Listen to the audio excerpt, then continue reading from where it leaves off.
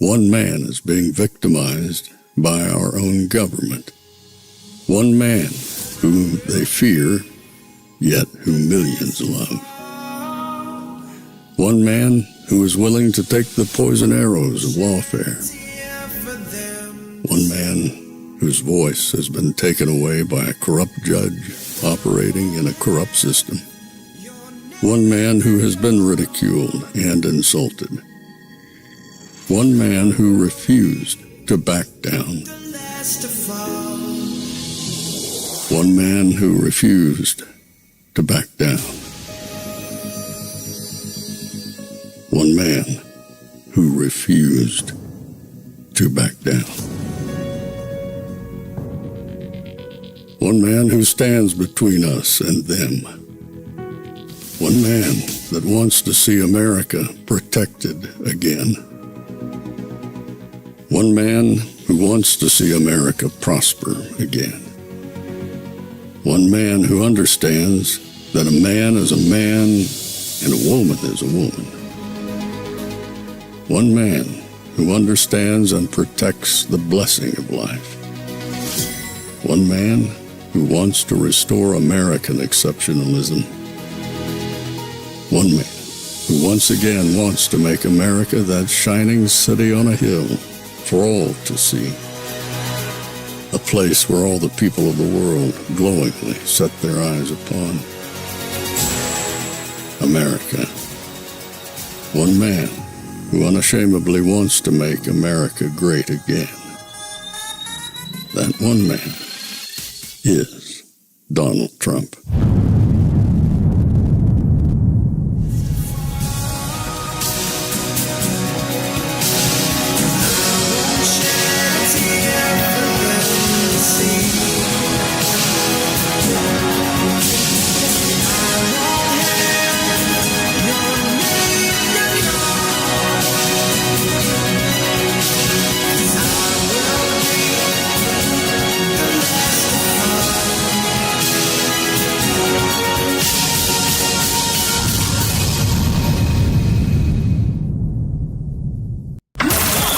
This is Fanfare with Barry Cunningham. I can't believe I'm here.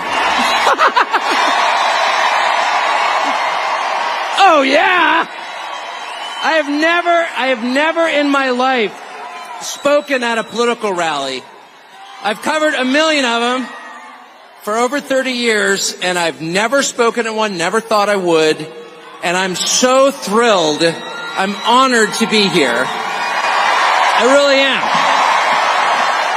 And I am. It's totally without shame and entirely with gratitude I'm standing here. And I can't believe I just spoke after Bobby Kennedy. It's so cool. So here we are at an enormous Donald Trump rally less than 2 weeks before the presidential election. I'm following Bobby Kennedy Jr., and somewhere in a half-empty Union Hall in a cold state is Dick Cheney's creepy little daughter campaigning with Kamala Harris. And I have to say, that is a thrilling trade as far as I'm concerned.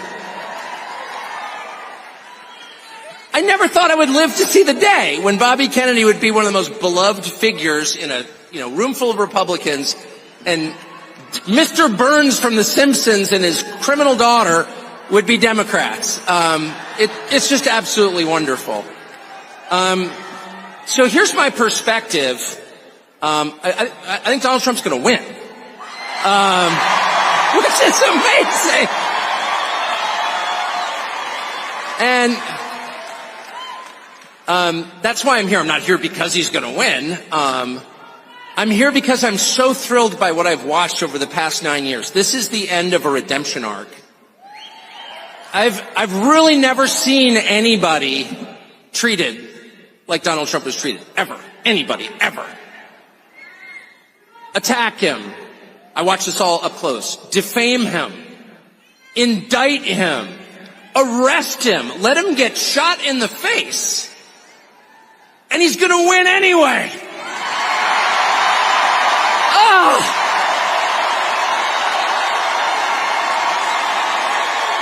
It is a triumph. It's a triumph. The phrase triumph of the human spirit has been turned into a cliche by the people who write movie posters, but it doesn't make it any less real. Donald Trump's victory will be a triumph of the human spirit. It will be a triumph of Americans over the machine that seeks to oppress them. It'll be a middle finger wagging in the face of the worst people in the English-speaking world who are leaders. It will be a moral victory the size of which I never thought I would live to see. And it's essential. It is so important that that happens for a couple of reasons, and here's what they are. The first is to dissolve for all time, for the world to see, the primary lie about Donald Trump, which is that only freaks and misfits like him. That's a lie. And they've been telling that lie since the second he came down that escalator 9 years ago. If you like that, there's something wrong with you. You're the only person you know who likes that. You're a freak. Be ashamed. Look around. Is this a room full of freaks and misfits? No, it's not. This is a room full of people who love their country enough to obey its laws, who sincerely believe in its founding precepts, who pay their taxes, who go to work. The ever-shrinking percentage of Americans who work a 40-hour week, who expect nothing from the system, and who have given their lives for the system, who are born in this country and plan to die here. Well, welcome to the evening edition of Fanfare, the late night edition. It is 9:08 here on the East Coast. I decided to play the Tucker speech from last night because we're going to be breaking in a lot. I decided to go early. Trump doesn't go on stage for 10 o'clock, till 10 o'clock, but I'm pretty sure we're going to have some speakers that we're going to want to jump to. The arena is packed. I mean, absolutely packed. There must be 20,000 people in there. And as soon as one of these big speakers comes up, we're going to jump to it. So I don't know if you guys know this, but I work with Lear Capital. I've been telling you guys for quite some time, get ready. We're 11, 12 days away from this election, and I think stuff is going to break loose after it. I think it's going to get crazy. There's stuff all over Twitter. Alex Jones is out there saying Alex Jones type stuff. If you are in a position to basically buy some gold and silver and get ready for what may come, and if it doesn't, you're still in a good position, contact the people over at Lear Capital. If you see what's going on in the world right now and what may happen here in America, you may want to prepare and pay attention. You know that Lear Capital is a big supporter of this show. If you want to be protected in the event that things go off the wall, I advise you to look into buying gold and silver. We are all just one catastrophic event away from the value of the American dollar plunging. Do you know what's not plunging? Gold and silver. In fact, gold hit an all-time high recently. In fact, I think it hit it again today. I'm telling you now, make sure that you have some form of your money invested in precious metals. Lear Capital will ship your gold or your silver coins directly to your house. It's not just a certificate. You can store them in your gun safe, or you can store them off-site in a 24-hour protected facility. It's totally up to you. But when things go crazy here, or across the world, the value of the American dollar is going to decline. It's inevitable, and it might not even take a war. We may do it to ourselves. And I mean, the Federal Reserve plays around with interest rates, the US dollar will likely decline in value as well. Meanwhile, you'll see gold and silver continue to rise in value. If you call Lear Capital, they will take the time to educate you and answer all of your questions about gold and silver. Just give them a call at 800-601-5430 or go to Learberry, that's me, Learberry.com, to download your free de-dollarization report. You should know that Lear Capital is an American company. If you call them today, you'll be speaking with people right here in the United States. Now is the time to take action. Don't wait until after the election. That could be too late. We all want Trump to be elected. But if he isn't, or if they find a way to steal it, you'd better be prepared. Call 800-601-5430 or go to learberry.com. And when you call, ask them how you can get up to $15,000 in bonus gold with a qualifying purchase. There's absolutely no obligation to buy anything. Just free information on protecting your hard-earned dollars with gold and silver. You know, when you think about it, you're actually not buying anything. You're simply going to be exchanging dollars for gold, moving currency. Give them a call today. Tell them Barry sent you. And they're the most mistreated group in this nation, and they're also the biggest group in this nation. They're not some weird subculture of MAGA. They're America itself. And the only people who are denying that are the freaks and the misfits, who it turns out are themselves a tiny, bizarre minority, a cult, who have controlled the rest of us through fear and aggression. And that has ended. And it has ended thanks to the heroic stand that a couple of individuals have taken, first among them Elon Musk. Elon Musk, who single-handedly saved the First Amendment to the Constitution, which, let me remind you, is not just a feature of America, it's the basis of America. It's the First Amendment for a reason. It's what separates the free from the enslaved. Slaves are not allowed to say what they think. Free men have God-given right to do so and will. And this is the only country on earth in which that is guaranteed. And without Elon Musk, it wouldn't be, because he stands alone as the owner of a media platform that is still open. There's only one, and it's X. It's foreign-born Elon Musk. And then for him to come out, and by the way, just for the record, I've taken not $1 from Elon Musk, okay? It's not a paid advertisement, it's just an observation. And this is heartfelt gratitude. And when you see the richest man on planet Earth stand up there in a t-shirt, start jumping around on stage, he's also one of the biggest federal contractors.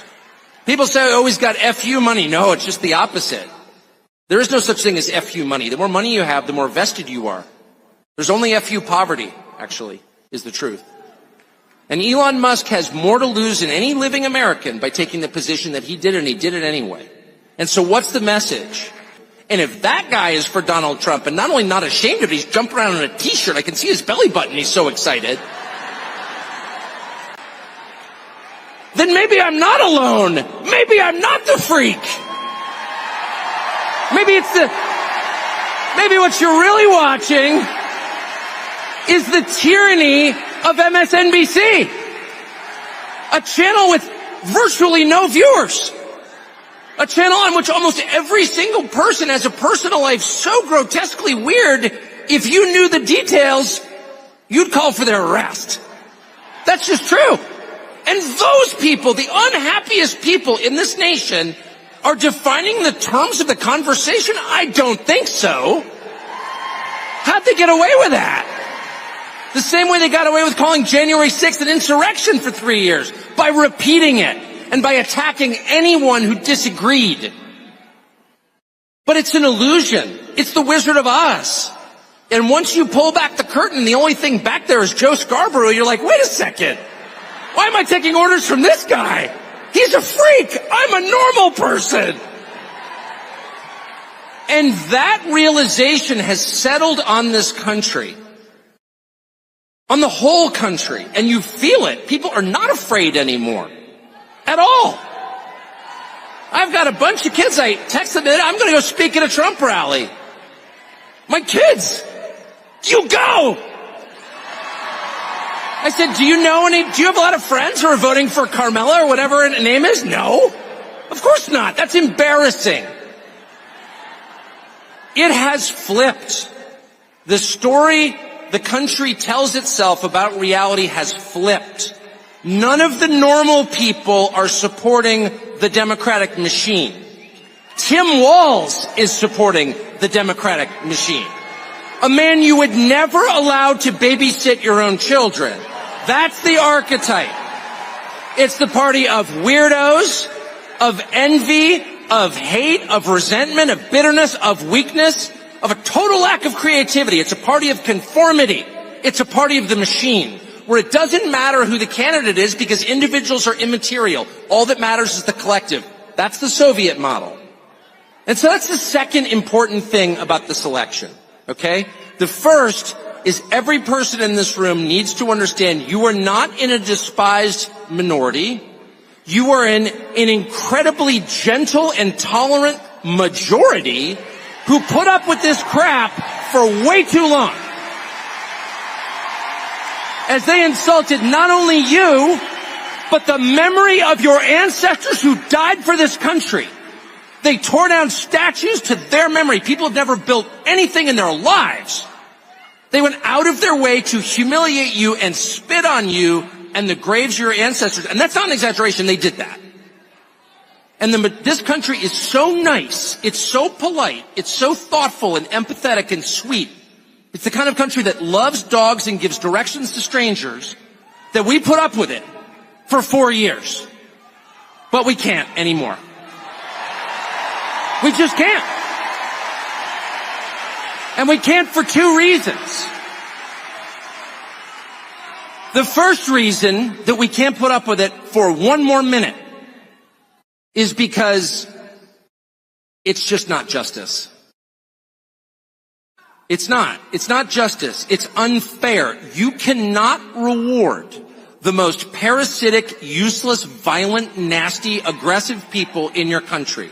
You can't make them the richest. You just can't. It's just wrong. In a fair, decent country, the people who work the hardest, who have the highest level of talent, who are the most creative, who are the most decent to their neighbors, who give the biggest tips to waitresses, those people should be successful. Those people should be revered. It shouldn't be Larry Fink. Are you joking? Kamala Harris shouldn't have a job. She has no skills. How did we wind up with a system where Kamala Harris, you couldn't change the tire on your truck, much less drive it? How did she wind up at the top of the pyramid? And then once she's there, she lectures you like you did something. It's too much. You can't allow that. It's an offense against the truth, against reality, and against justice itself. I firmly believe that. So because this is a early jump into the event tonight, what I'm doing is I'm watching the screen to see if any of the big speakers show up. Somebody asked me if I was going to show it. I definitely am. That's why I got on early. I want to see if we can catch Tulsi. I want to see if we can catch Vivek. There was earlier a impromptu. It wasn't a McDonald's, but Trump showed up at another fast food place. And it was pretty awesome. He walked through it. I'm sure you'll see it on X all over the place. But he just walked in. Maybe it was in a hotel where they're having the event. I'm not sure. But people went nuts. The staff, the customers, everybody just went off. So I'm going through Tucker's speech last night because there's something in this speech that I want you to hear. I guess you can tell by the information below that I really, really, really believe it's true. I'm not going to blow it. It's his line. Those of you may have seen it. You're going to see it on the bottom of the screen anyway. So I'll continue, and if somebody jumps on, I'll cut over. And the second reason you can't allow it is very familiar to anyone who has children, which is if you allow it, you will encourage more of it. If you allow people to get away with things that are completely over the top and outrageous, if you allow your 2-year-old to smear the contents of his diapers on the wall of your living room, and you do nothing about it, if you allow your 14-year-old to light a joint at the breakfast table, if you allow your hormone-addled 15-year-old daughter to slam the door of her bedroom and give you the finger, you're going to get more of it. And those kids are going to wind up in rehab. It's not good for you, and it's not good for them. No. There has to be a point at which dad comes home.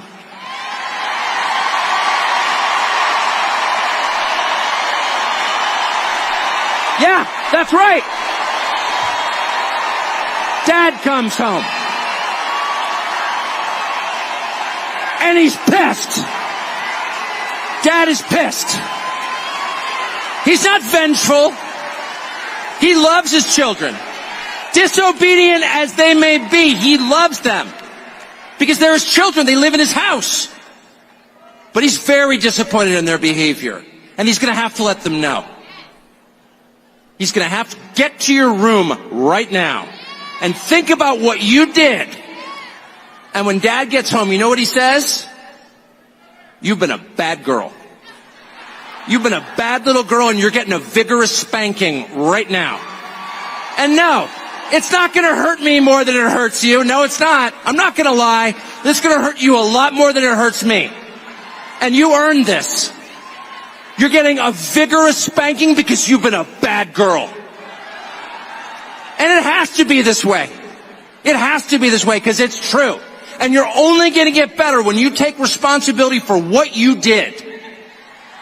That's not said in the spirit of hate. It's not said in the spirit of vengeance or bigotry. Far from it. It's said in the spirit of justice, which is the purest and best thing there is. And without it, things fall apart. The Democratic Party machine, and notice I'm not beating up on Kamala Harris, who's just a hapless victim who happened to be there in the right color, so they grabbed her. Tim Walz, they needed some, whatever Tim Walz is. They needed a weak man, because it is the party of weak men and unhappy women. One of which leads to the other, by the way. Where you find weak men, you will inevitably find unhappy women. Sorry. And they make them on purpose. They weaken the men to drive the women insane, to have the most consistent voting bloc ever in the history of politics. Unhappy women, made unhappy by weak men. But it could be anybody. It could be anybody. Kamala Harris is just a stand-in. She's a cardboard cut. So we're about to see a strong woman talk, and I'm going to bring her on. This is Danica Patrick, the former NASCAR driver, this is her first time voting. With you. I'm with you guys. I thought to myself, what could I say to you guys today that would help Donald Trump get elected as president? That's the goal. And what could I talk to you guys about? And I thought back to a lesson that I learned in go-karting when I was young.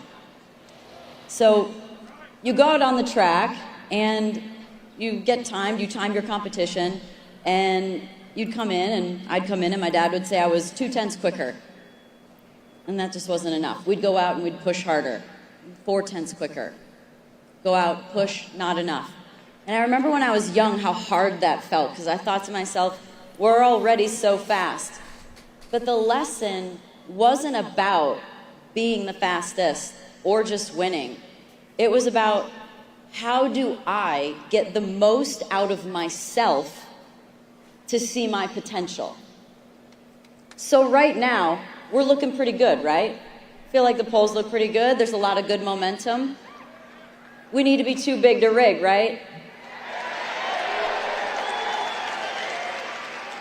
So how about we take a page out of this lesson that I learned from go-karting about how we can get the most out of ourselves. Has everyone in this room literally done everything that they possibly can?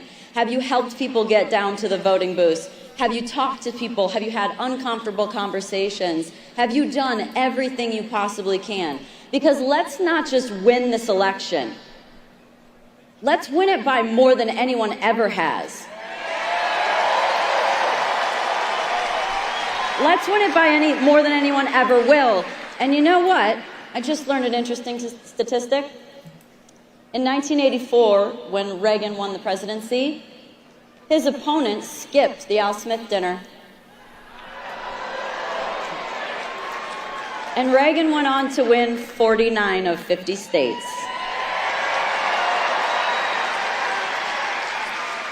I'm just saying. I believe that Donald Trump can not only make this country better than it's, not only make America great again. We've heard that. I think he can make it better than it's ever been. Yeah, I do. And here's why. Tulsi, Bobby, Vivek, Elon, Charlie, JD, Tucker, Like, we have an army of brilliant human beings that can truly make this country better than it's ever been before. Let's start out with thanking Donald Trump for introducing us to fake news, which leads to, right? That was an education. Which then leads to, let's get that First Amendment back and down with the censorship, right? Speaking of censorship, thanks Elon for buying X. Who's excited about him getting in for government efficiencies? Energy independence, the last time we were energy independent was with Trump. Only time we ever have been. Get that back. We've got AI race. We've got so many things that need it. How about Bobby and his efforts to get the soil back to where it should be? To get food, to get the chemicals out of our food. To come down on all of those big corporations that intervene with medicine to make us sick. Yeah. Secure our border. Deport illegal immigrants. Cost this country $150 billion a year. And how about let's just put an end to war? The last time, there was no wars under Donald Trump. I think this is the most important election of our lifetime. I really do. And I want to be able to say I love this country and not have that be divisive. And the last time I said that was December of 2023. I went to a Turning Point event in Phoenix called AmFest. And I said that afterwards. I said I love this country, posted a few pictures. And I couldn't believe the backlash that I got. And that's what started this whole movement, was from that point on.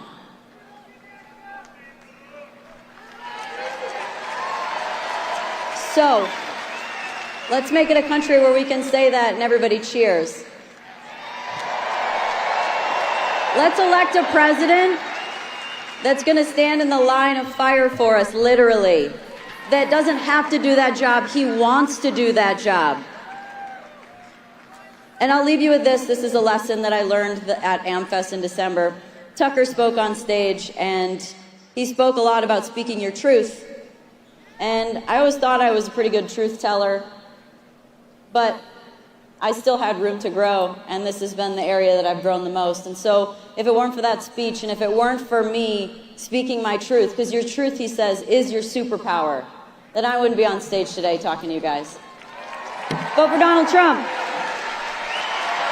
People have woken up.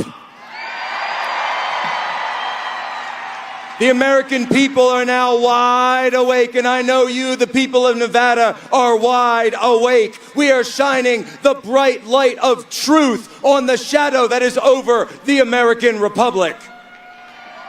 Because we have sat back for far too long as our towns, as our cities have been turned into dumps. They've flooded us with infinite migrants, with illegal drugs, with violent crime, and we are here to say no more.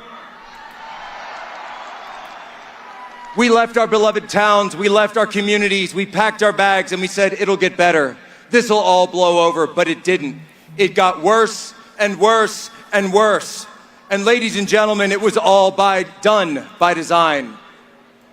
By a godless, globalist elite that is hell-bent on breaking our spirit and turning us not into free citizens, but into mindless consumers. Well, I have a message for the globalists. You want to break our spirit? You will never break the American spirit. You will never break the human spirit. And you will never break our spirit, because unlike you, we are not animated by selfishness, but by love of our homes, of our lands, of our forefathers, of our families, and the worship of the Almighty Lord, and He alone.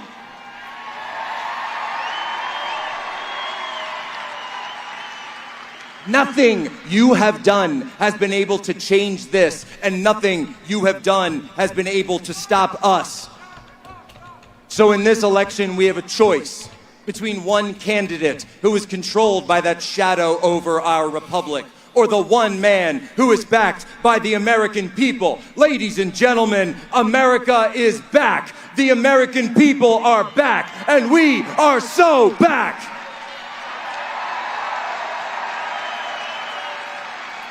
Now we must put this man back into the White House to finish the mission that he began back in 2016. We are going back to an America where a family can take their kids out to the drive-in under the stars and not worry about violent crime and not worry about how much the popcorn is going to cost or worry about the oils that were used to make it or that the movie would teach them to hate their country or hate their people. No more. We are going back to the America that we came from.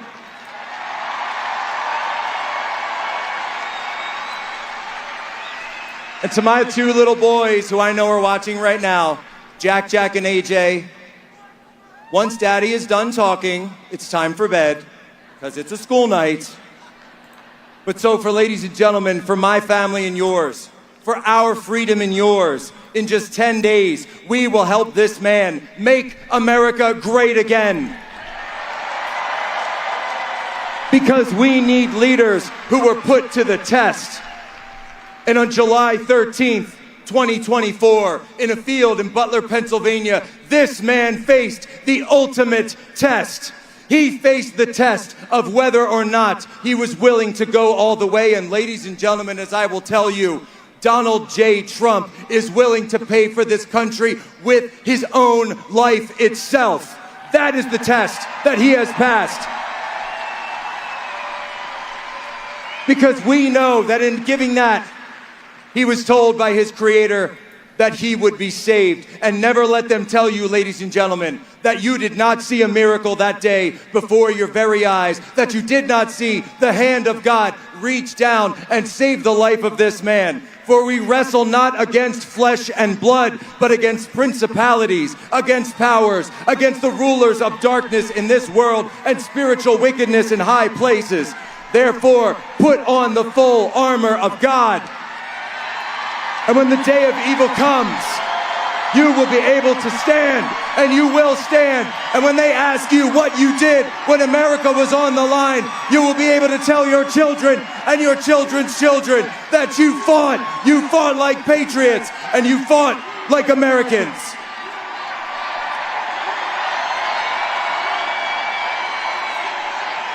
Ladies and gentlemen, God bless America, God save the Republic, and God bless Donald J. Trump. Yeah, they ain't playing around tonight. Nah, not playing around tonight whatsoever. A couple people asked me in the chat, who is this? Mike McCarthy just asked me, who is this speaker? That was Jack Posobiec. Jack, J-A-C-K, Poso, P-O-S-O-B-I-E-C. You can find him on X. Big following. He's really in there with Steve Bannon.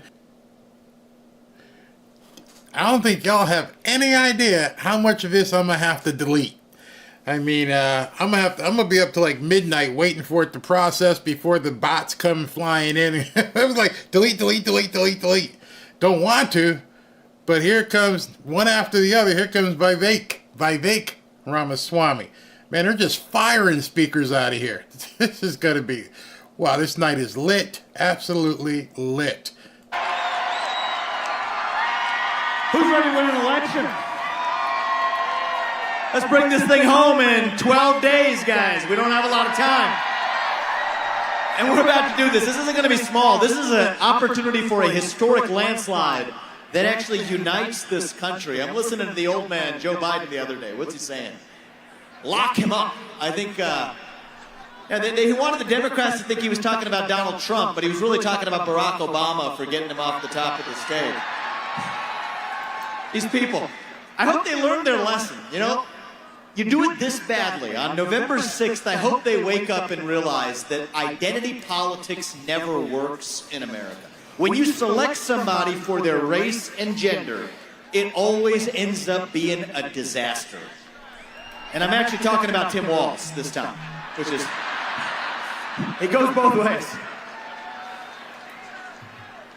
We're in the middle of a national identity crisis. I've said that since day one. We need a commander-in-chief who's going to lead us back to who we are. Faith in God, patriotism, hard work, family. These things have disappeared only to be replaced by these new religions of wokeism or transgenderism or climatism or COVIDism. Depression, anxiety, fentanyl, suicide, you name it. We are hungry for what it means to be an American. What does it mean to be a citizen of this nation in the year 2024? It means we believe in the ideals of 1776. It means we believe in merit. That the best person gets the job regardless of their skin color. That you get ahead in the United States, not on the color of your skin, but on the content of your character and your contributions. That's why we're done with the DEI regimes, the quota regimes. That's what Donald Trump's bringing to the White House. It means we believe in the rule of law. And I say this like many of you in the audience. I say this as the kid of legal immigrants to this country. That means your first act of entering this country cannot break the law. And that is why if we've had the largest influx of illegal aliens into this country in American history, we will have the largest mass deportation in American history. That is not racist. That is not xenophobic. That is what it means to stand for the rule of law in the United States of America. It means the people we elect to run the government ought to be the ones who actually run the government. Not the shadow government of the deep state and three-letter agencies that's running the show today. So you want to talk about mass deportations? Yeah, we'll talk about the millions of illegals out of this country. But the second mass deportation we really need is millions of unelected federal bureaucrats out of the D.C. bureaucracy. That is how you save a country. See, these aren't black ideas or white ideas. They're American ideals that we fought a revolution to secure in this country. We are in a war to revive them. And right now, more than ever, we need the commander-in-chief who will lead us to victory in that war. And that man is your 45th and 47th President of the United States of America, Donald J. Trump, who we are sending back to the White House. If you want to seal the border, vote Trump. If you want to restore law and order in this country, vote Trump. If you want to grow the economy in this country, vote Trump. If you want to keep us out of World War III in this country, vote Trump. If you want to revive national pride in this country, vote Trump. If you want to revive our national identity in America, vote Trump. And if you want to make America great again, vote Trump. This man will be the one who actually unites our country. We don't have to be this nation in decline that we've become. We're not at the end of the ancient Roman Empire. We don't have to be. We still can be a nation in our ascent, but we're going to have to wake up and make it so. It's not happening automatically. We're counting on you to do it. Nevada, get out there. I got 3 words for you. Vote, vote, vote. Give it to you real straight. I don't like early voting. I don't. I'm not a fan of it. I think in this country we need single-day voting on Election Day as a national holiday with paper ballots, government-issued ID to match the voter file, and English as the only language that appears on a ballot. That's what I think we need in this country. All right? But in order to get there, we got to actually win the election. You have to be able to win by the rules we have in order to change them to what they should be. So this one time, I don't love it, but this one time, do what we need to do to win. Vote early, play by the same rules as the other side. We play to win this time. We're not messing around. We're not going to be victims. We are going to be victorious. That's what our founding fathers did. That's what we're about to do in 2024. You see, 2024 is our 1776. I'll tell you a story. It's a story about the Democrat-led media that called him a traitor. They called him a dictator. They said that he would make us an embarrassment on the world stage until a man took a gun and put a bullet in his body. And I'm actually talking about Abraham Lincoln. It's actually true. The first Republican president, it was the Democrat-led media that said those things about him 160 years ago, and yet here we are now. I truly believe Donald Trump is the George Washington of our moment. It is our 1776 in this country. They shot at him while he was crossing the Delaware, too. Didn't work with George Washington, just like it didn't for Donald Trump. But this is our last chance as a country, especially my generation. I'm 37 years old. I was the youngest, I'm 39 now. I was 37 when I ran for U.S. president as the youngest person ever to run for president as a Republican. And I'll tell you what's going on with our generation, right? We're lost. We're hungry for a cause. We're hungry for purpose and meaning and identity at a time in our history where we've lost the things that used to ground us. All right, so the left will feed us their poison of race, gender, sexuality, and climate.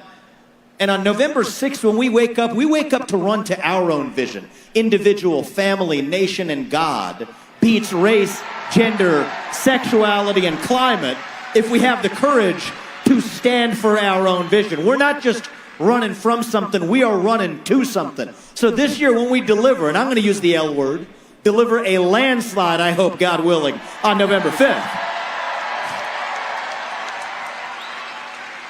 Then we wake up on November 6th to a new country. November 5th is not the destination, it is the start line.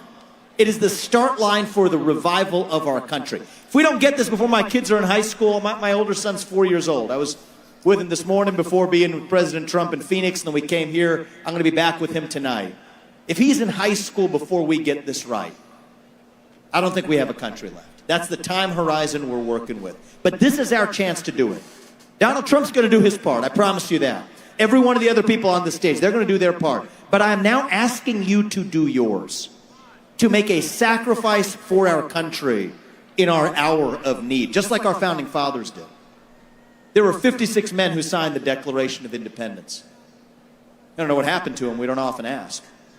12 of them had their homes ransacked and burned to the ground by the British. 5 of them were captured by the British and tortured until their deaths. 9 of them died in the American Revolution. 3 more of them had their own kids die in the American Revolution. They didn't do it for them.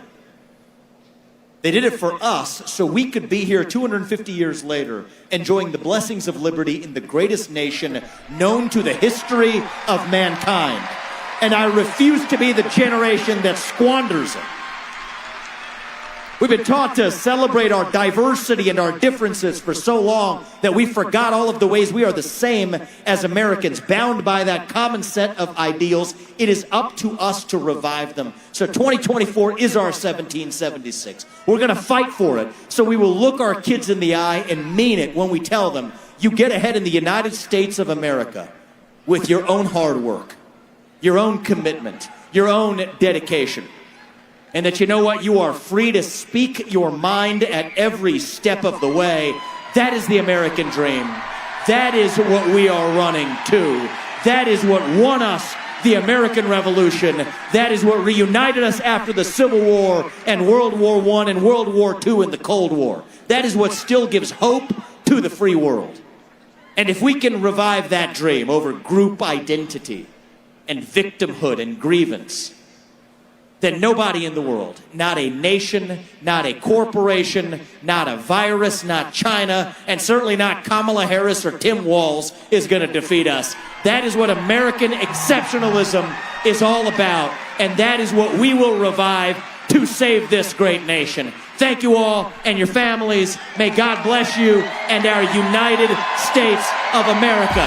Do not stop fighting, guys. Let's get this done. Thank you. This is how all the rallies should be. They should just do turning point rallies one after the other.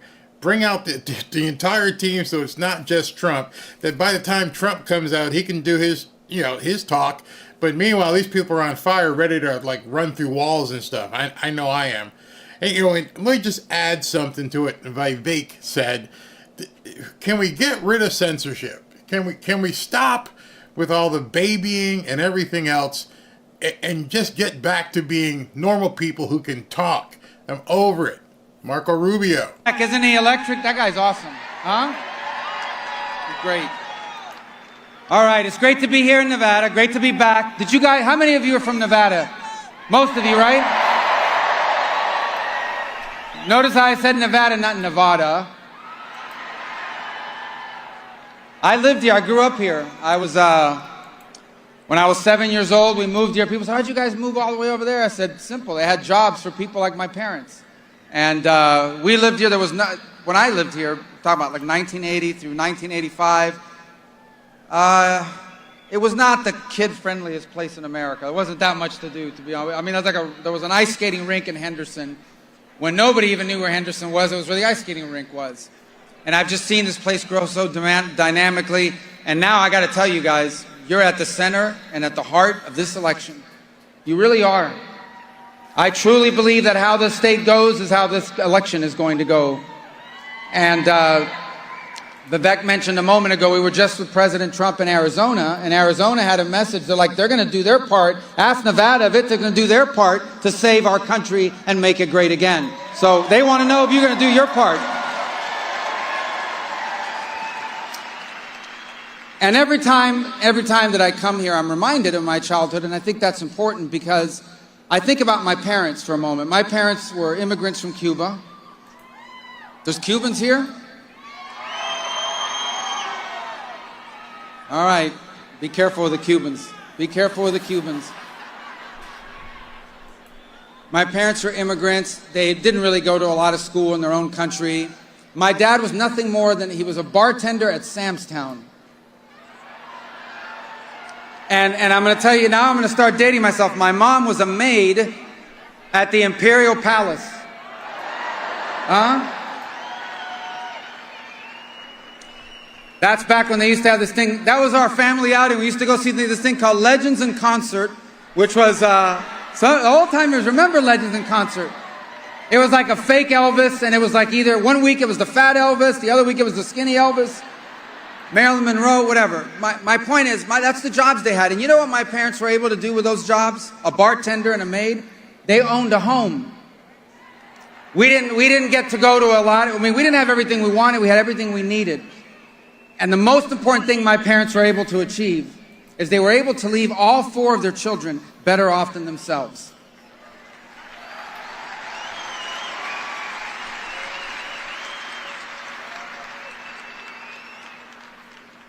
If there weren't any taxes on tips, the way Donald Trump is going to do, maybe we would have had more than what we wanted. But anyway, my parents achieved the American dream. They were never rich, they were never famous, they never owned more than one home. In fact, we never owned more than one car, primarily because my mom didn't like to drive, but they never owned more than one car. But they lived the American dream. They didn't leave us any money, they left us something even more important, and that is the chance to be anything we wanted to be. And that's possible because I was born a citizen of the greatest nation in the history of all mankind.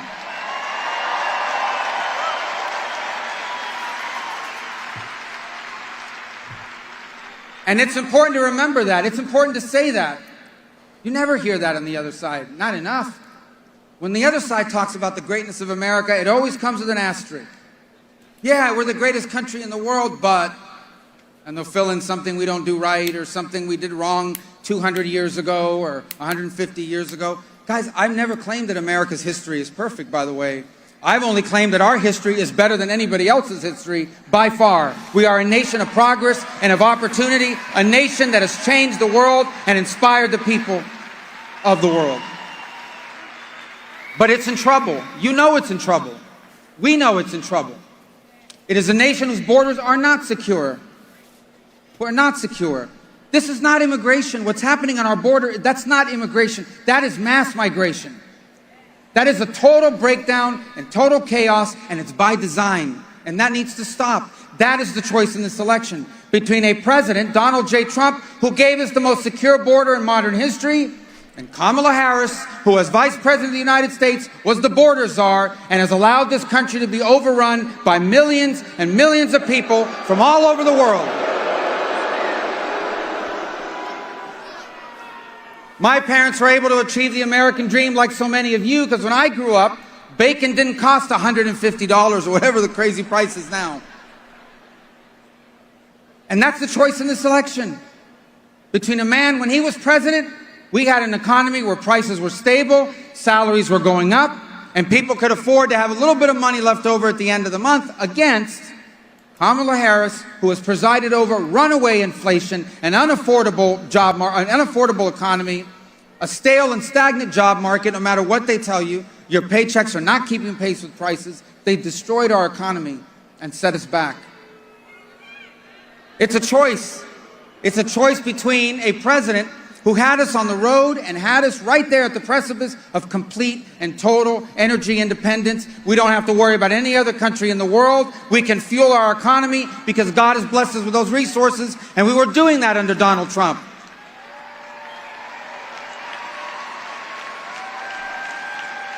And a vice president who wants to keep us from using our natural resources and wants to force everyone to have to drive an electric car. And I like the guy who makes a lot of the electric cars, by the way. I'm not anti-electric car. I'm not anti-electric car. I've always called them golf carts, but I'm not against anti-electric car. I'm not banning them. But you can't run a modern economy on electric cars and solar panels. You just can't. You can't do it. And we have an opportunity to generate our own energy, and it's clean and it's American. That's the choice. So what do you do? What do you do if you know you can't run on your record? And Kamala Harris can't run on a record. She was asked the other day, what would you do different than Joe Biden? I can't think of anything. And this was on The View, so it was like in the morning, 8 people were watching, and so she wasn't tired. And she couldn't think of a single thing she would have done different. That tells you everything you need to know. We can't afford another. If we have another 4 years like the last 4 years, you won't recognize your country. You won't. A President Biden-Harris administration that had us humiliated in Afghanistan. Absolutely humiliated. In fact, it's not a coincidence that after Afghanistan happened, Ukraine happened, October 7th happened, all the stuff China's doing against the Philippines happened, and maybe Taiwan soon enough happened. Because they said, this guy's weak, Joe Biden, and America's weak because he's weak, and we can get away with it. That wasn't happening under Donald Trump. Under Donald Trump, the head of the number one terrorist in the world that worked for Iran, Soleimani, he died. ISIS wiped out. No wars were started. Ukraine wasn't invaded. Israel wasn't invaded. The world was safe. And by the way, that guy in North Korea, he stopped launching missiles. That's the strength we need in our country again. That's what this election is about. Saving our country, restoring our country, so your children, your grandchildren can inherit what we inherited, the greatest country in the history of the world. This election is about saving America, and there's only one way to save America. We have to win in Nevada. We have to win that Senate seat with Sam Brown. You got to come out and vote for him. He needs your support as well. And you need to do a huge service to your country. You need to make sure that everyone you know turns out and votes, so that in about, 12 days now? Less than 12 days, we will once again have a president, Donald J. Trump, running this country, saving this country, and making it what it belongs, a great country. Thank you and God bless. Thank you. Anybody know what time Beyonce comes on? Yeah. Oh no, that's the other rally. That's over. That's the other rally. You must have meant to be going over there when Beyonce or Bruce Springsteen. Nope, we just got patriots. We just got God-fearing patriots that want to save this country. We don't need anybody with a guitar. Don't need anybody out there twerking and doing all that stuff. We just need people who are going to get people fired up to bring America back, to stop all the crap, to stop all the DEI, to stop all the censorship, have us go back to, actually being a country, and then basically catering to the, the smallest fraction of people amongst us. I'm over it. I am so over it. I don't care who you do what you do with, as long as it's not a kid.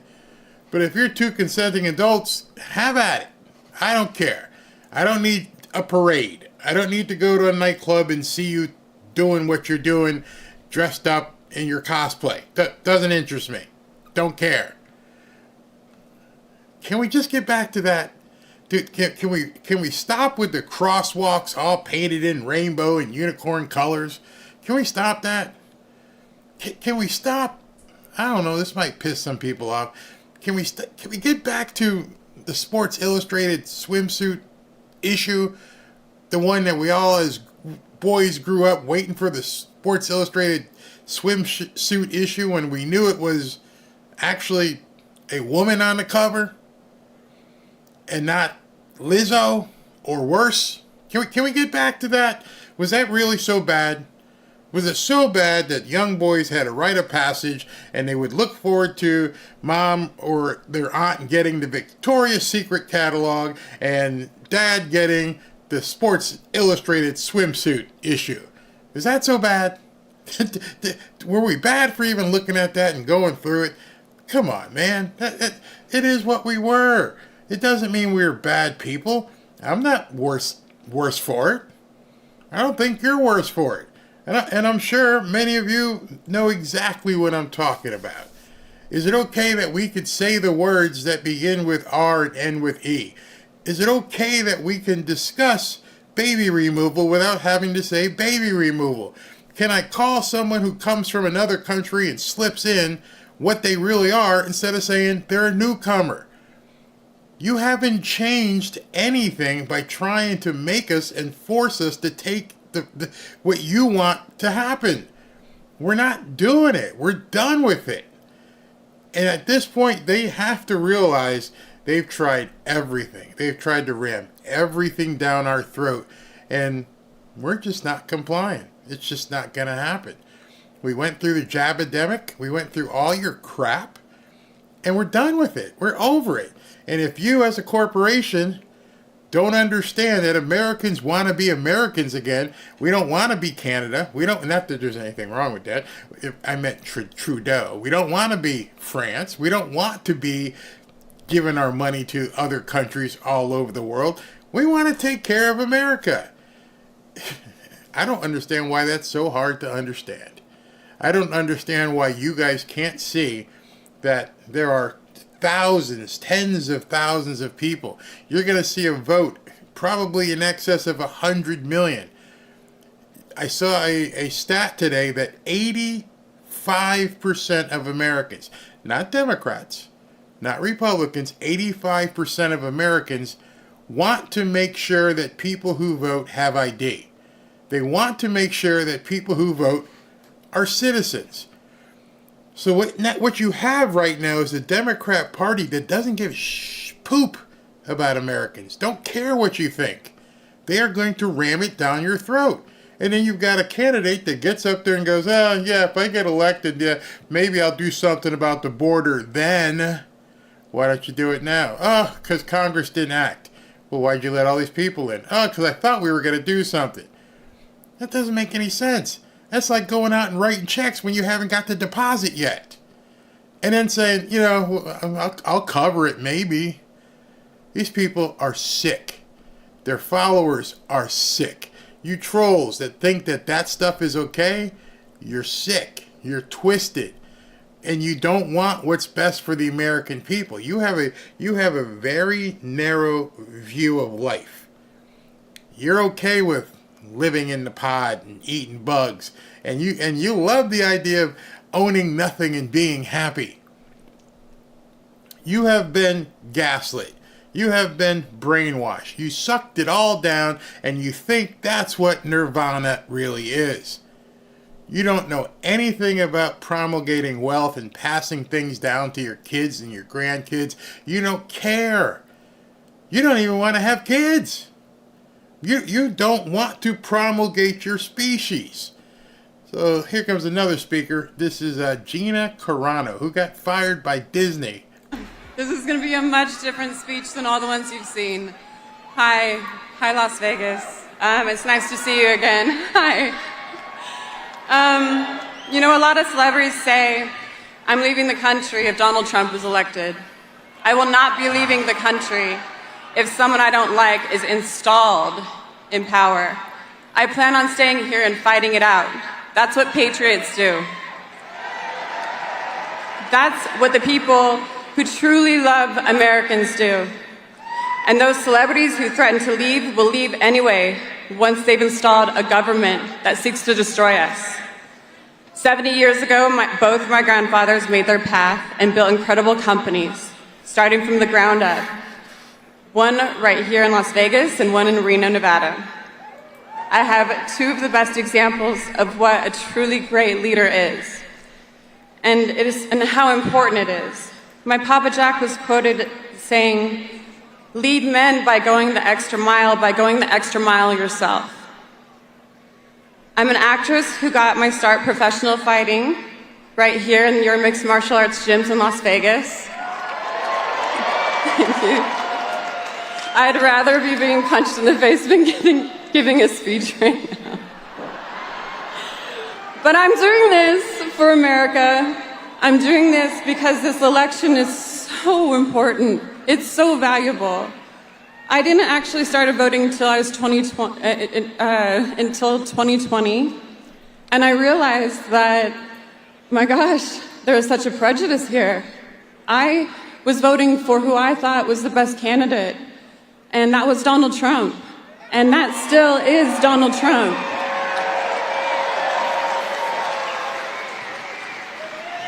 I was targeted, discriminated against, shamed and fired from one of the most powerful entertainment companies in the world. They fired me at the height of my career, and I went out to, I know, Disney. They deserve that. Thank you.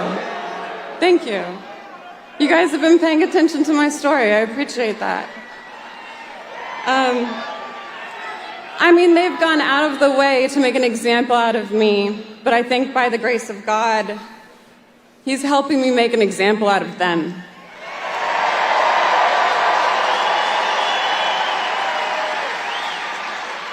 I'm currently suing Disney with Elon Musk's and X's backing.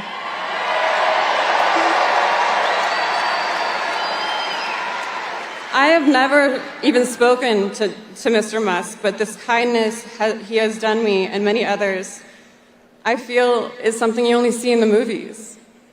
I am so grateful to him and the X platform. Without X, we truly would not know the truth of what is happening around the world and would have to rely on the corrupt media. The corrupt media, Donald Trump bent over his knee and broke their back, exposing them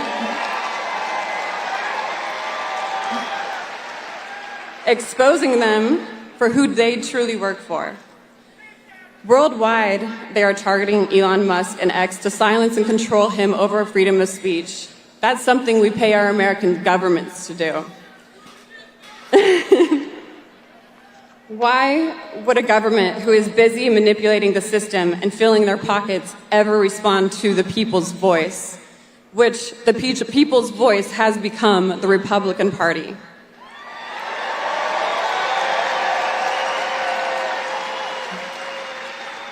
The Democrats have suffered no accountability.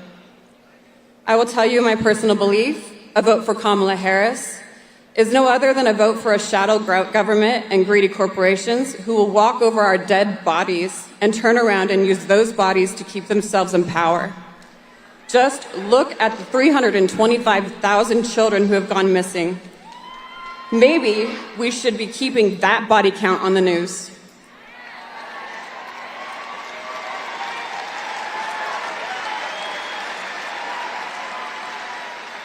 I want to tell you, Las Vegas and Nevada, I respect you so much because I lived here. I bartended at the Wynn. I know that you're a 24-hour city. The people don't know when they're not from Nevada. They think, oh, are there schools there? And there's families here. There's patriotic families here who are the best at what they do. They're the best chefs. They're the best salespeople. They're the best real estate people. And they're the best performers.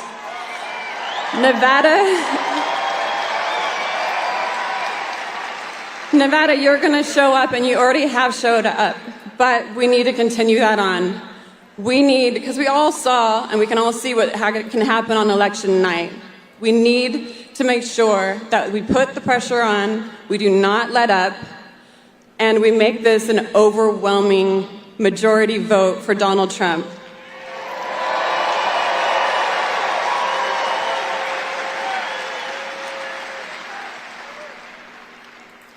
I'd like to just share a couple quotes that I think are pretty, things that I like. I'm skipping a couple pages here because I know that I think Trump's ready to come on. There's this quote that I think is very appropriate for what a lot of us in the room stand for. And I think it's from the Mr. Robot series, so let me read it for you. Some people are just born to fight, I think. It's not that they're born brave. It's not that they're born strong. It's just that the universe has decided that this one will have grit and fire and steel in their blood. And it'll be tested, this cosmic metal of theirs. They'll face trial after trial, be broken and damaged in countless ways, but this one was born to fight. Maybe it's not the life they would have chosen. Maybe they'd love to lay down their arms, but they were born to fight. It's what they know. It's what they do best. It's all they can do. I want to encourage you to never give up. Cast your vote. This is our first and most important step towards saving America. It is the healthiest act. It is the right thing to do, so we do not look back and say we didn't go through the motions of the best possible outcome. Don't get cocky. We've seen how easily votes can change in the middle of election night. Make this election overwhelmingly obvious.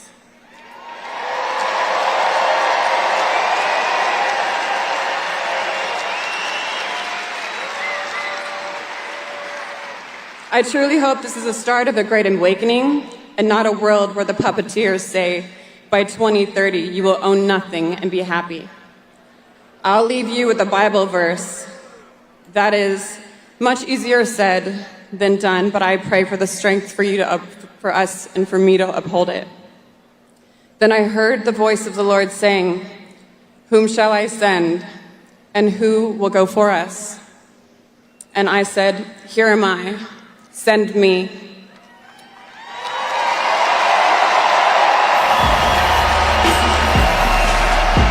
Wow, she was awesome. If you don't know the backstory on Gina Carano, she was an actress, or she's still an actress, and she was in a show called The Mandalorian, the Star Trek series, Star Wars series, and she came out in favor of Trump and posted some tweets, and the snowflakes at Disney got pissed off, and she was fired because of some tweets and positions she had. They took her off the show. So Charlie Kirk is walking to the stage, so I'm sure you're going to want to hear him because he's probably going to bring on Donald Trump. How we doing, Nevada? We are just 12 days away, everybody, from taking back this country, and it starts in Las Vegas, everybody. We are living through something historic right now. Tonight, you're about to hear from someone who ran for the presidency as a Democrat, the former co-chair of the DNC, Tulsi Gabbard. Can we give it up for Tulsi Gabbard? Does she not do a great job? And before I hand it off to her, I just want to say, every single day here in Nevada is going to count. When you guys vote and vote early, you are sending a message to the rest of the country. Do you guys see these early voting numbers out of Clark County? The Democrats don't know what's going on. By the way, who's voted already? Raise your hand if you voted already. But guess what? Your job's not over. Now go find 5 more people in the 12 days remaining and bring them to the polls. Go find 10 more people and bring them to the polls. We outnumber them. Our movement is bigger than ever. And it is an honor to host this tonight and to celebrate a woman that I believe is the best of America. She has served this country. She is a defector from the Democrat Party, as I like to say. They get Liz Cheney and Adam Kinzinger. We get Bobby Kennedy and Tulsi Gabbard. Do the work. Chase ballots. Join me in welcoming Tulsi Gabbard, everybody. So I'm just killing the music until she comes up to the mic because we can't play the music. I'm sure she's going to bring some fire tonight as well. Can't wait to hear what she has to say. What a star-studded evening. Aloha. Talapalava. Mabuhay. It is such a beautiful sight and an amazing feeling to be here to join all of you on this special night. We have people here from all different backgrounds, different races, ethnicities, places we grew up, experiences that we had. All of us coming together, united by our love of this great country. We are united by our love for each other as fellow Americans. We see each other as children of God and recognize that as we come together, we may disagree on some things, but we appreciate our fundamental God-given rights and freedoms that are enshrined in our Constitution and Bill of Rights.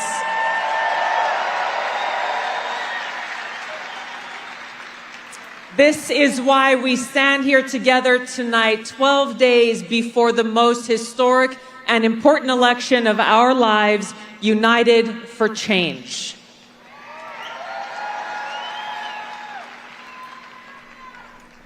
There is a very clear choice in this election.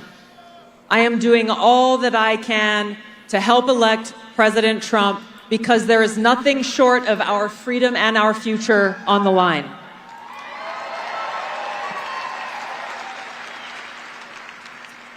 We've seen some of the most egregious and brazen abuses of power coming from the Harris-Biden administration than we've ever seen in our country, certainly in my lifetime. To see a person in Kamala Harris who is telling the American people that she believes in free speech, that her campaign is about freedom, and yet fundamentally she does not believe in our right to free speech. She doesn't believe in our right to gather in places like this and express ourselves. She doesn't believe in our right that is fundamental to the First Amendment to criticize our own government. We saw just recently in the aftermath of Hurricane Helene's disaster wreaked on the people of Western North Carolina and 5 other states. Those of us had some things to say on behalf of our fellow Americans about how they have been failed by our government during their most dire time of need. And if you listen to the White House, if you listen to Joe Biden and you listen to Kamala Harris, they criticized us and called us dangerous for spreading misinformation. That is what is at the core of what I view as the dangerous threat to our freedom and our democracy, because it's in dictatorships and authoritarian governments where those in power view those who criticize them as dangerous. There is no one they have targeted more than President Donald J. Trump. And there's a reason for that. Because they recognize that he doesn't bend the knee or kiss the ring in the establishment of Washington, D.C.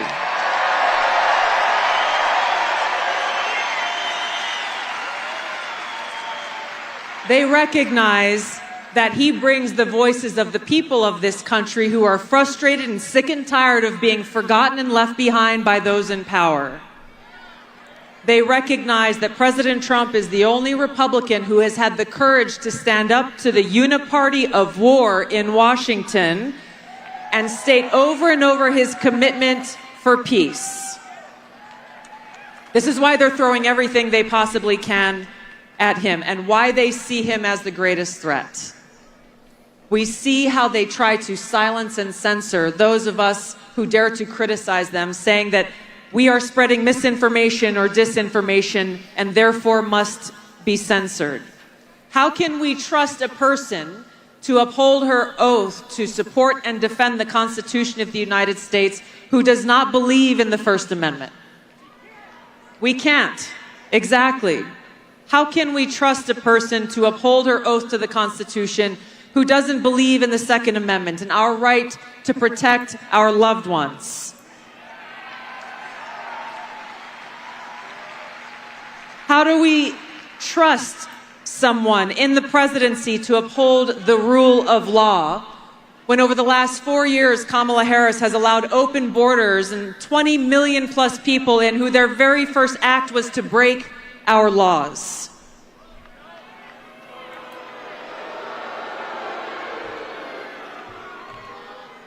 We cannot allow ourselves or our friends to fall for the lies and the propaganda.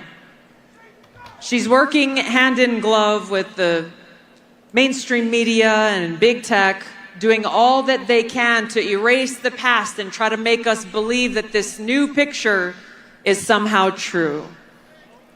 They're so afraid, and they're doing all of this because they see that a free people in a free country are the greatest threat to their power. That's us.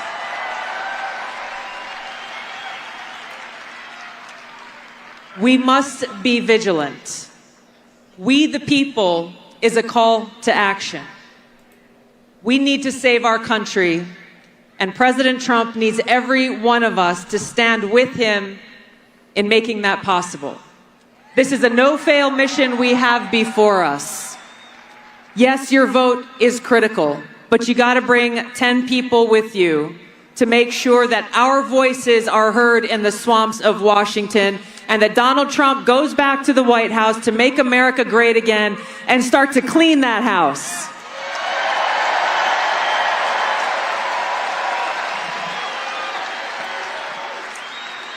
Now, President Trump said something last night when we were in Georgia that really struck a chord with me. He told the people there in Georgia that what he has built and what he is leading is a movement of love. Love for our country, love for our freedom, love for the American people, and the promise of getting us back towards a path of peace, freedom, and prosperity. This is why I'm supporting President Trump, and this is why we need to send him back to the White House.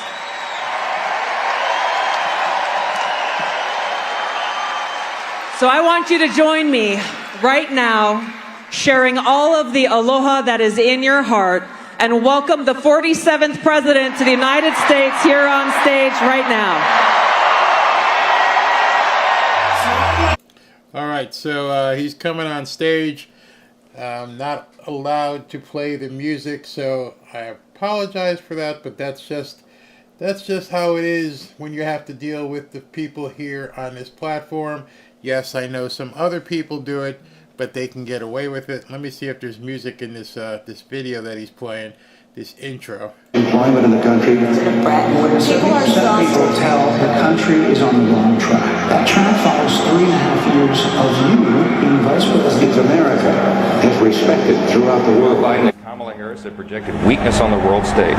Imagine if Kamala Harris was the commander-in-chief. We're on the verge of World War III. We feel that our security is as safe, that we're as strong as we were Under 4 years ago. President Biden, nearly 7.3 million illegal immigrants crossed the Southwest. The Biden-Harris administration open border policies are responsible for the death of my daughter. If you answer all those questions, yes, well, I think your choice is very obvious. Do you vote for it? You know, that they want hope. The people need hope. They want to have a future. Listen to them. If you don't think that this course that we've been on for the last 4 years is what you would like to see us follow the next 4, then I could suggest another choice that you have. Walking by, he's an absolute savage. Securing the border to foreign policy progress and boosting the economy. Trump beats Biden and Harris in a landslide. Many are supporting because their lives were simply better under his administration.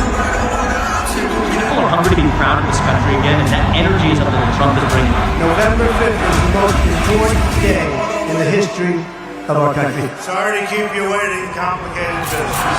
As I was saying, 2024 is our final battle. Everything is on the line in this election. No one can sit home in November. This election is going to decide the fate of Western civilization. With you at my side, we will demolish the deep state. Take back that glorious White House.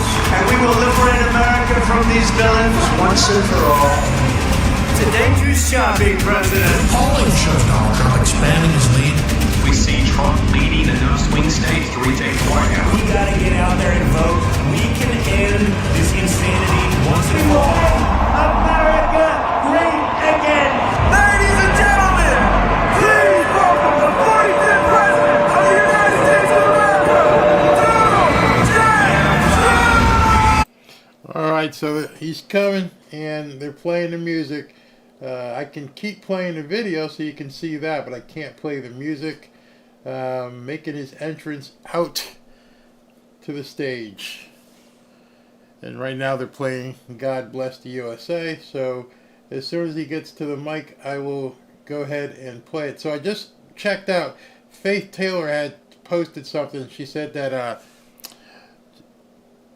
what's his name? Jonathan Miller had said something. Yeah, Jason Miller said there's going to be some sort of surprise tonight. So I'm not really sure what that is going to be. But there's going to be a surprise tonight is what Jason Miller tweeted about 4 minutes ago. So I'm not sure exactly what it is, but we'll all see it or hear it together. So I got my other feed up and running. Hopefully it's clear. Let me go ahead and switch to it. Alright, so I got the clear feed, which is from Trump himself.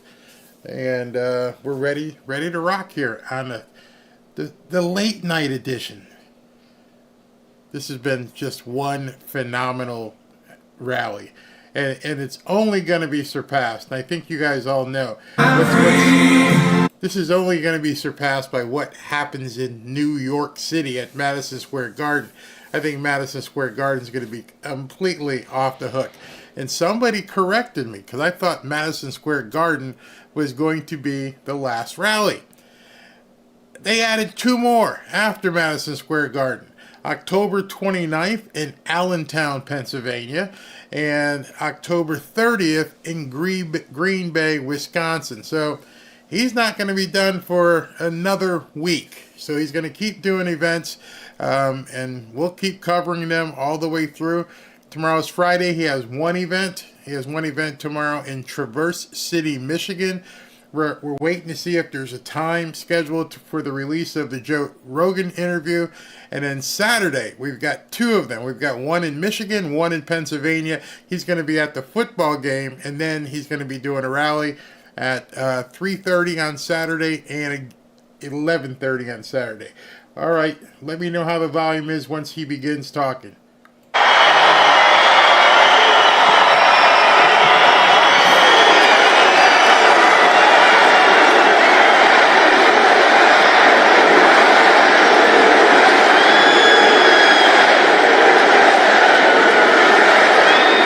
Thank you very much, everybody. And a very big hello, Las Vegas. We love you, Las Vegas. And hello to Nevada. I'm thrilled to be back in this incredible state with thousands of proud, hardworking American patriots. It's great. It's great. And I'd like to begin by asking a very simple question. Are you better off now than you were 4 years ago? I don't think so. What do you think? No way. Nah, you were much better off 4 years ago, 5 years ago, 6 years ago, and 7 years ago, and 8 years ago. This is terrible what's happening to our country. This is terrible.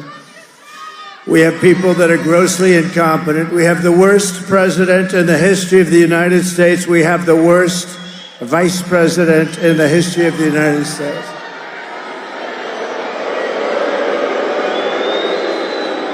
And unlike us here tonight, we have an intelligent group of people. You have a man that doesn't need teleprompters, wasn't that nice? But in Georgia tonight, they say that Kamala has just absolutely bombed. She's bombed. It's the big story. In fact, I was gonna watch it. I didn't want to come out. I wanted to watch that first. Isn't that terrible? Then I could explain to you what happened, but I hear it was bad tonight. But it's always bad. It's always bad. But I'm here today with a message of hope for all Americans. And with your vote in this election, we will end inflation. We, all of us together, we will stop the invasion. And we will bring back the American dream, something you haven't heard about for about 4 years. Think about it. 4 years ago, we had no inflation. We were energy independent. We were strong as hell. Nobody was playing games with us. Nobody was threatening us. The Middle East wasn't fighting. Russia wasn't going into Ukraine. They never would have gone. What a shame. What a mess we are in. The world, the whole world is in a mess. And nuclear war with incompetent people looms. Don't kid yourself. We've never been so close. Our country is being crippled and destroyed by Kamala Harris and Biden, but he's like not even the president. What's going on with this guy? You know, we're supposed to be talking about the president. We're talking about the vice president who got no votes. Whether you like him or not, I'm not a big fan, as you probably know. But, you know, we had a debate. He didn't do particularly well. I wouldn't say it was the greatest. It was not Winston Churchill. Do we agree?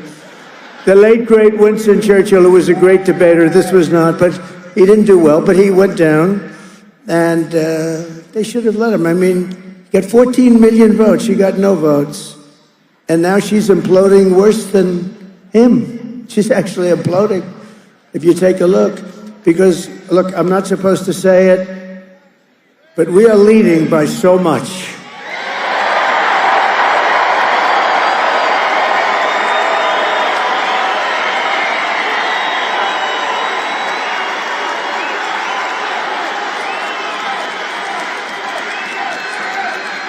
Now we're leading by a lot in Nevada. We're leading by a lot in Arizona, Michigan, Pennsylvania, Wisconsin. Even states that are typically never in play for 50, 60, 70 years, they seem of getting close. Sir, New Hampshire is in play. I said, oh, that's nice. Let's make a trip. Let's make a trip. But the fact is that states, other states too, big states, are all in play. And they like us, but you know what? They think she is grossly incompetent, let's face it. She's not doing well. We can't have her as president. Can't have. We've had that for 4 years. We're not going to go another 4 years. She broke it, and I promise you I will fix it, and we'll fix it fast. With your support on November 5th, America will be bigger, better, bolder, richer, safer, and stronger than ever before. This election is a choice between whether we will have 4 more years of incompetence, failure, and disaster, or whether we will begin the 4 greatest years in the history of our country. We can do that. It's not too late. It's not too late. A couple of years like this, it will be too late. You'll never put it together again. After all the catastrophes that she has caused, Kamala Harris can't say one thing that she'd do differently. Did you see that the other night? Would you name one thing? How about 20? Would you name like 25, 30? But I'm asking you to be excited about the future of our country again. You're going to be excited. Because this will be America's new golden age. It's going to be the golden age of America. You watch. And we're off to a little bit of a bad start because we're starting around the minus 30-yard line. But we'll catch up fast. We'll clean up our country. We'll get the criminals the hell out of here that are pouring in. Right? Every problem facing us can be solved, but now the fate of our nation is in your hands. Because we can't go any longer. We're taking it right up to the edge. Nevada, you have to stand up and you have to tell Kamala Harris that you've had enough. You can't take it anymore. She's the worst vice president. She's grossly incompetent. Kamala, you're fired. Get out of here. Fired. Get out. Get the hell out of here. We gotta fix our country. We gotta fix up our country. It's a nation in decline, Kamala. Get the hell out of here.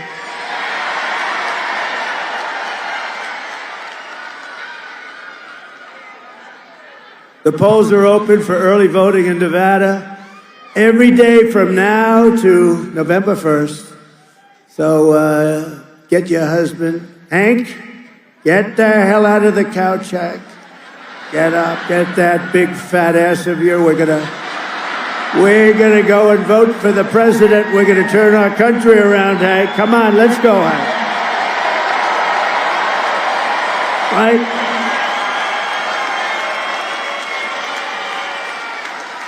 So get out, vote Republican up and down the ballot. We're going to do a real job. With your help, 12 days from now, 12 days. We've been waiting for 4 years. Now think of it, we did great in 2016. I hate to tell you, we did much better, like millions and millions of votes better. But you know what, now, what we do is going to be bigger. This will be the biggest political event in the history of our country if we win.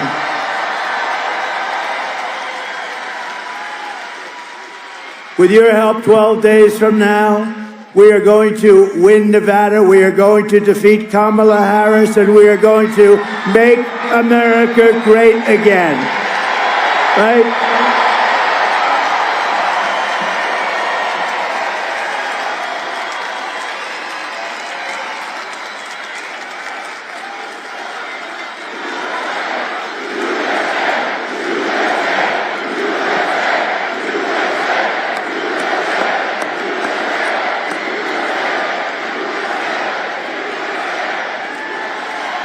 Thank you. What spirit? What spirit? It's like a pent-up, isn't it? It's like pent-up spirit. It's crazy. It's like a boiler waiting to explode. You've been waiting for this so long. Get out and vote. We can't take any chances. Got to get out and vote. That's why they say, don't say how well we're doing, sir. Please, please. We got to get If you say how well, they'll say, oh, we don't have to vote. The president, and then they throw a couple of more votes in there, right? No, we can't let that happen. No, you have to get out and vote. If Kamala gets 4 more years, she will obliterate our economy, kill millions of jobs, kill thousands of people too, by the way, and destroy your family finances, probably forever. Kamala's inflation has already cost the typical family over $30,000 in higher prices. They all talk, everybody I speak to, they talk about groceries. You know, such a basic term, groceries. The groceries, they mean every single item of grocery, because your foods have gone up 50, 60, 70%, much more than the fake news tells you. Look at the, oh, that's a lot of fake news. Man, that is a lot of fake news. I don't believe it. Wow.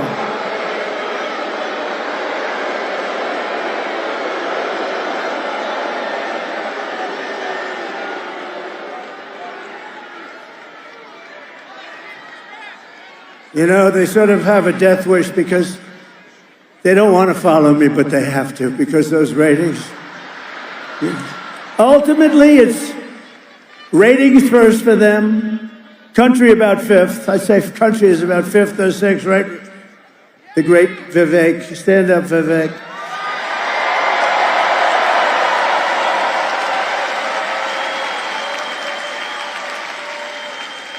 We have Marco Rubio. We have everybody. Marco. We have Marco. We went to a Latino restaurant. They saw Marco. They went crazy.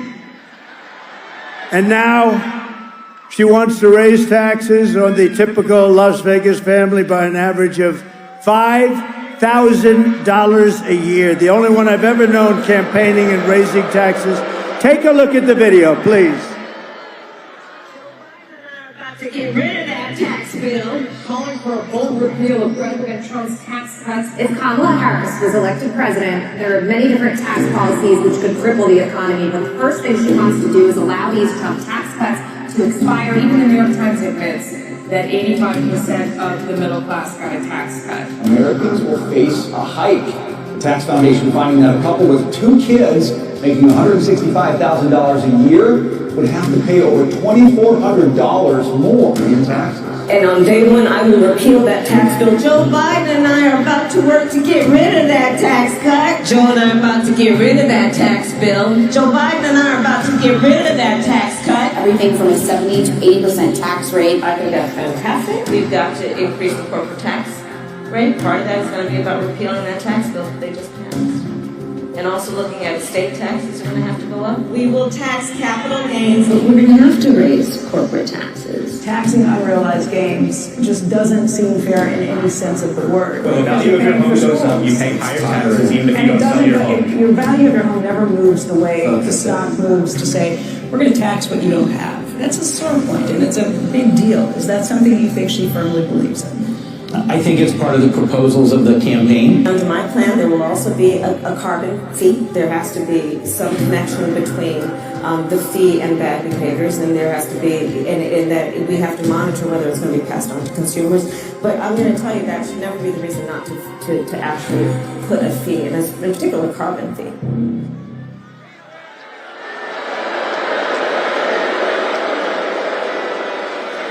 And that's just the beginning with her. Think of it, she wants to tax, think of what this means. She wants to tax unrealized gains. In other words, you don't know if you have a gain or not. Like Danica over here, she makes a fortune. She makes so much money. I wonder if she would mind paying unrealized, because someday you may have a gain. Let's tax it. I don't know. Danica Patrick, great. I've been a fan of yours so long. So talented and so beautiful, but I'm not allowed to say that as a politician, so I will withdraw that statement. You know, today if you say somebody's beautiful, it's the end of your political career. I don't think so. Thank you very much, Danica. But this is the only woman or man, this is the only person I've ever seen that's campaigning on tax hikes. She's going to raise your taxes maybe 70%, maybe 80%. All my life, I grew up in this stuff, and I'd watch the politicians, and we will cut your taxes. I say it because it's true. I'm going to cut your taxes. I gave you the biggest tax cut in the history of our country, and the biggest regulation cuts in the history, and we're going to cut them further. That's more like a good politician, but it's also somebody that knows how it has to work. We need that. The people don't have the money. We're going to get your interest rates down too, by the way. Kamala also launched a war on tip workers and service workers here in Nevada, increasing the so-called tip. You know, she wants to, when I said no tax on tips, remember? A month later, she comes out, and we will have no tax on tips. She never said that. And she's never said it again. You're not going to get it. We're going to have no tax on tips. She wanted to increase and did increase the so-called tip allocation tax rate by 60%. She raised your tax, and then she's supposed to say no tax on tips. In other words, even after Kamala wrecked your economy with inflation, she came after you with tip income, sort of like a vulture would do. If she gets 4 more years, Kamala Harris will pick your pocket spare. By contrast, I will massively cut taxes for workers, and in particular, we will have no tax on tips, no tax on overtime, and no tax on Social Security benefits for our great seniors. All three are very good for this room. Which is the most, let's do a poll, free poll. I won't have to pay $700,000. Which do you like more? Ready? We'll go tips, overtime, Social Security. Which is the way? Which is the, because you guys, I mean, you sort of have them in this state, you have them all. Tips is great, but overtime is great too. Ready?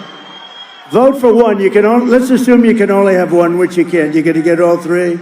What do you like best? Free poll for Trump. No tax on tips. No tax on overtime?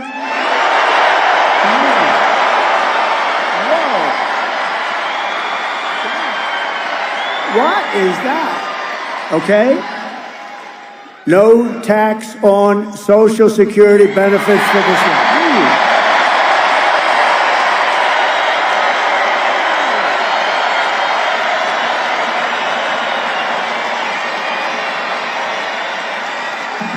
That's amazing. See, the seniors always win. They always win.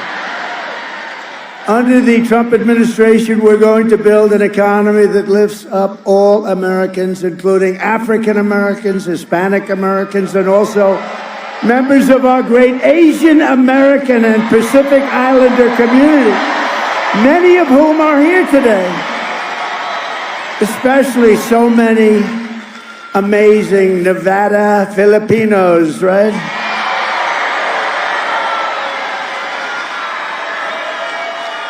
I have to be honest, so what happened?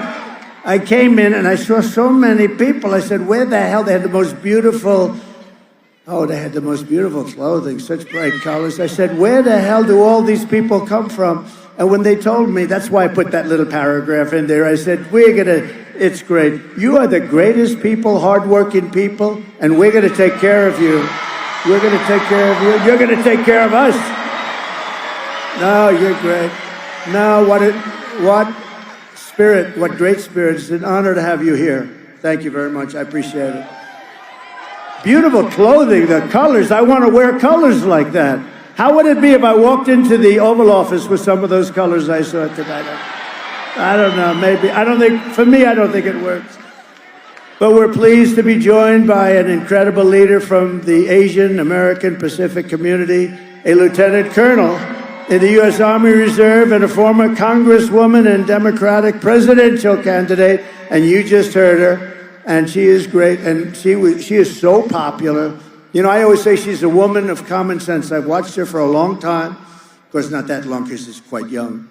But I've watched her for a long time, and I've always loved her saying she doesn't want to go to war with countries that nobody ever heard of, that don't want war. Tulsi Gabbard, she's great. Thank you. Great job, Tulsi. Great job, Tulsi. Thank you. She's terrific. And we have, don't forget, Bobby Kennedy is going to straighten out our health. He's going to straighten out our health and all of that stuff. And I don't know if I'm going to have him working too much on the environment. I'm a little concerned about that with Bobby.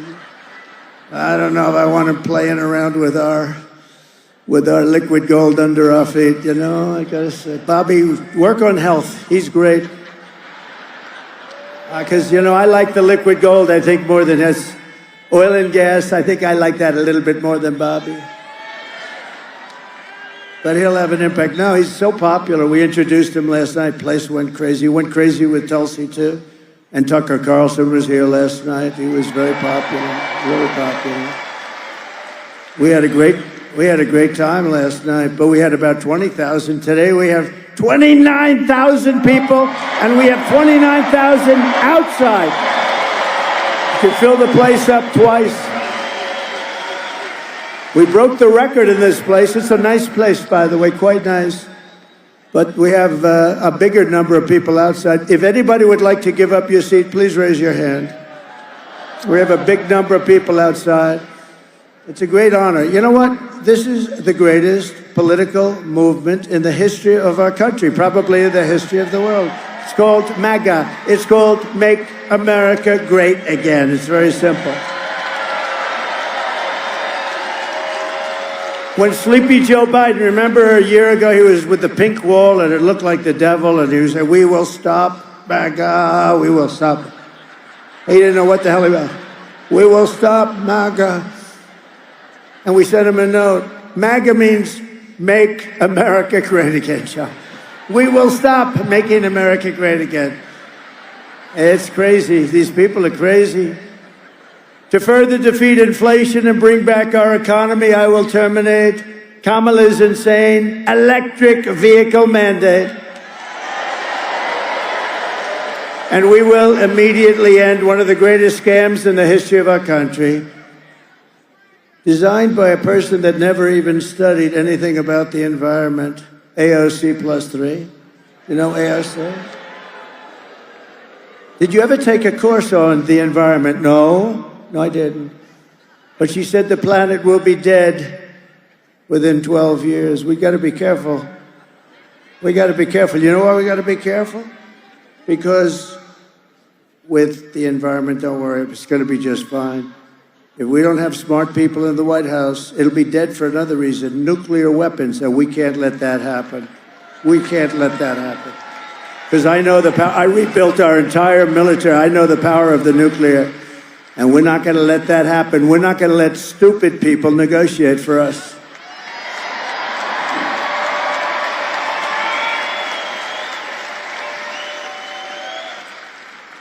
And the mandate, the electric, and by the way, electric cars are great. Elon Musk endorsed us. He endorsed us, gave us the great. You know where he is right now? He's in Pennsylvania campaigning because he thinks this is the most important election in the history of our country. And he's great. And they are great. They're great, but for a certain group of people. But we want to have gasoline-propelled cars. We want to have hybrids, which are good. Hybrids are good, combination of both. We want to have everything. Hydrogen, I don't know about it. I think Danica would know about hydrogen. Hydrogen cars, Danica, they say they're really good, except there's one problem. When there's a mishap, when it explodes a little bit, they cannot even recognize you. So we never want to do that. That's too much. Hydrogen cars, I think we'll take a pass on hydrogen. Sir, your wife was in a little accident. Oh, what kind of a car? Hydrogen. Where is she? We don't know. She's gone. She's gone, sir. She's gone. Oh, my wife. I want to see my wife again. Hydrogen, no. I think we'll pass. They said they've gotten it much better. No, that's not good enough. But we will quickly become energy independent again. We were energy independent 4 years ago. And we will frack, frack, frack, and drill, baby, drill. Right? We're gonna drill.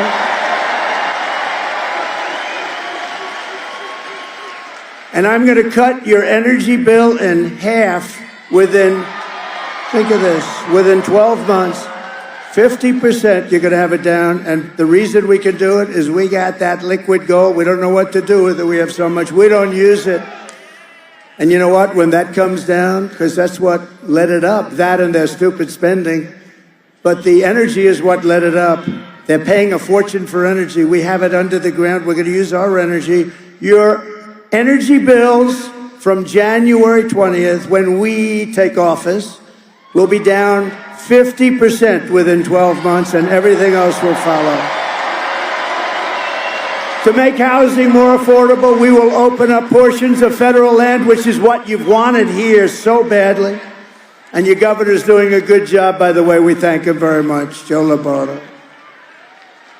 Doing a very good job. For large-scale housing construction in those zones, we'll have ultra-low taxes and low regulations to help bring back jobs and factories from foreign lands. We have our jobs going to foreign lands. But I killed the big auto plant in Mexico, right? You know that. They were building the biggest auto plant in the world. You know what happened? I said, if you build it, you're going to pay a 200% tariff, meaning you're not going to be able to sell any cars into the United States. And by doing that, I saved Michigan. I helped South Carolina a lot, but I saved Detroit because they've been decimated so badly over the years, over the decades. They've been devastated. We're going to bring the auto industry back into our country through smart taxation and tariffs and incentives. And we're going to have every car company that wants to sell cars in this country, they're going to be making them in our country. And remember, the interest rate deduction, you buy a car, the interest rate deduction that I am going to get you is only going to pertain if the car is made in America. If it's made someplace else, forget it. Got to be made in America. I mean, how smart is that? How simple is that? I probably just tripled their production in Detroit. And by the way, we're leading in Michigan by a lot. We're leading in Wisconsin by a lot. We're leading in Pennsylvania by a lot. But I'm not supposed to say that. Just forget it. Pretend it's close, everybody has to. No, they're afraid that if you hear that, they're not going to vote. I said, well, it's a double-edged sword. You know, if we're leading by a lot, they won't think about cheating as much as if we're just leading by a little bit, because we got to stop. We got to make these elections honorable and honest, and we're going to do it. We're going to do it. Starting in January, we will give our companies the lowest taxes, the lowest energy costs, the lowest regulatory burdens, and free access to the best and biggest market anywhere on the planet, but only if they make their products here in America and hire American workers. Otherwise, they pay just like everybody else.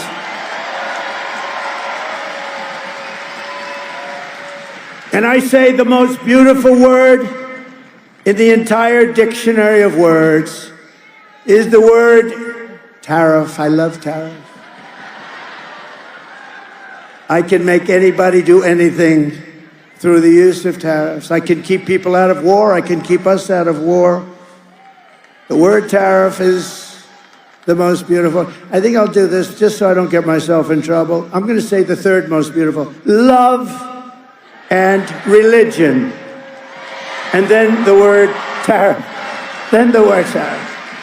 I better do that, right, Vivek? I think I better say love is the most, and religion, they're the number 1, 2. You can switch them back and forth any way you want. This way I've just protected myself. But the third most beautiful word is the word tariff. You know, it really did. Tariffs needed a press agent because all these crooked politicians, they didn't like it. You know, they're all taken care of by foreign countries. They don't like tariffs. But we're doing the tariffs, and we're going to, you know, I charged China.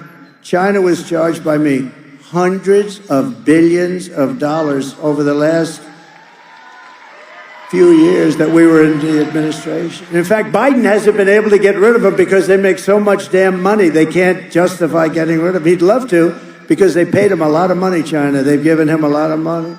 He'd love to be able to reciprocate, right?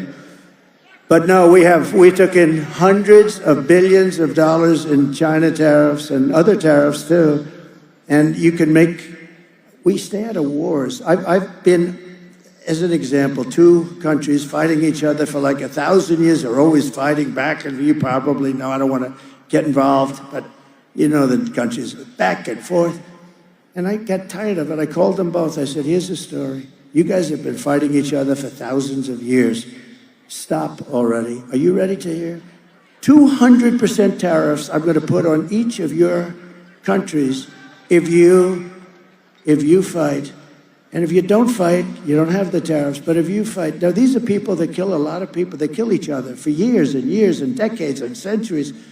I said, if you keep this up, I'm charging you 200% tariffs to do business in the United States. And I want to know immediately. Call me tomorrow. They call me up. Sir, we have decided not to go into war. I saved a lot of lives.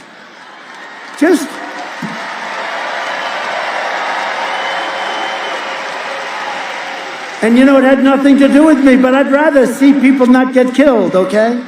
And you know what? Sadly, 0 chance that Putin would have gone into Ukraine if I were president. 0 chance. What a shame that is.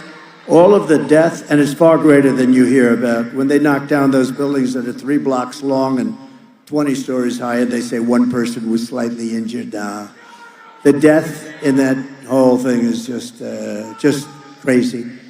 And I'm going to work on that from the day, hopefully, the day that we win, which is November 5th, in the evening, on the evening of November 5th.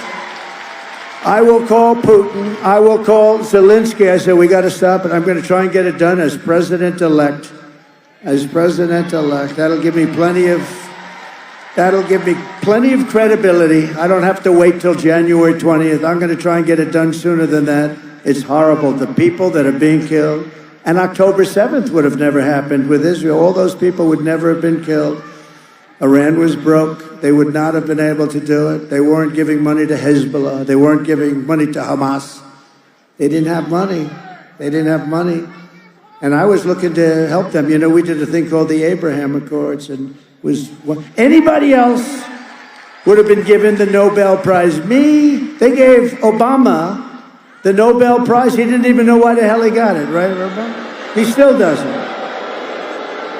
He got elected, and they announced he's getting the Nobel Prize. I got elected in a much bigger, better, crazier election. But they gave him the Nobel Prize. Ladies and gentlemen, the Nobel Prize will be won by Barack Hussein Obama. Right? Barack Hussein Obama got the Nobel Prize. He didn't even know what. He actually asked, why did I get it? Does anybody know? Right at the beginning, the early seconds of his administration, and he didn't do a good job either. He brought a lot of division and a lot of hatred. And if these companies don't make their products here, then they will pay a tariff when they send their products into the United States for the privilege of competing with our workers and our cherished and now protected companies. We're going to protect these companies that are going to come in by the thousands, and then we're going to protect them. Nobody's going to steal their product, their people, or their company. We're going to protect them through the intelligent use of tariffs.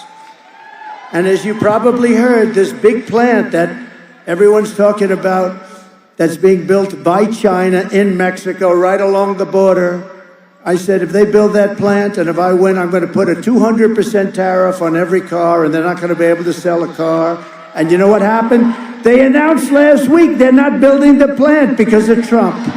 I saved Michigan, I saved Detroit.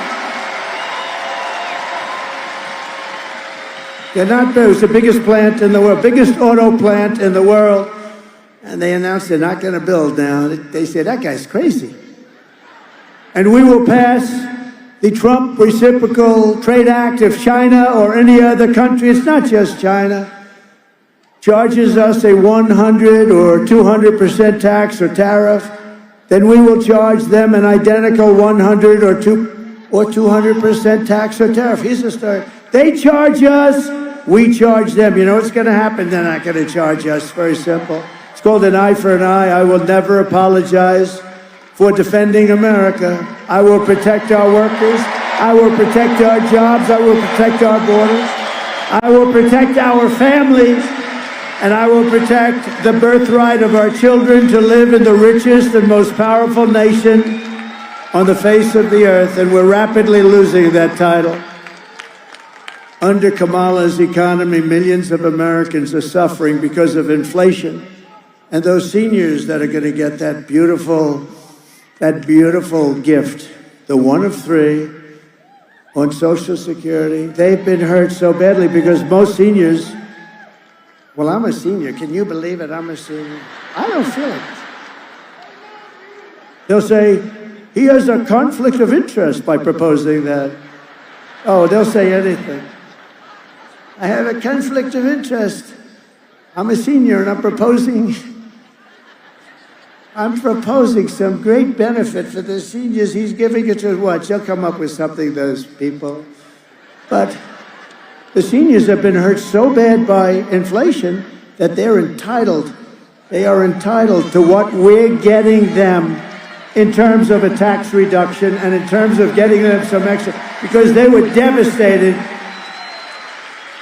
You know, if you look at inflation, I think it's up 60, 70. They like to say it's 22, 23. It's not. They don't include the bad ones. But it's way up, and they're on a fixed income. They're entitled to what we're going to get them on Social Security. They really are. But I'm still amazed that they won.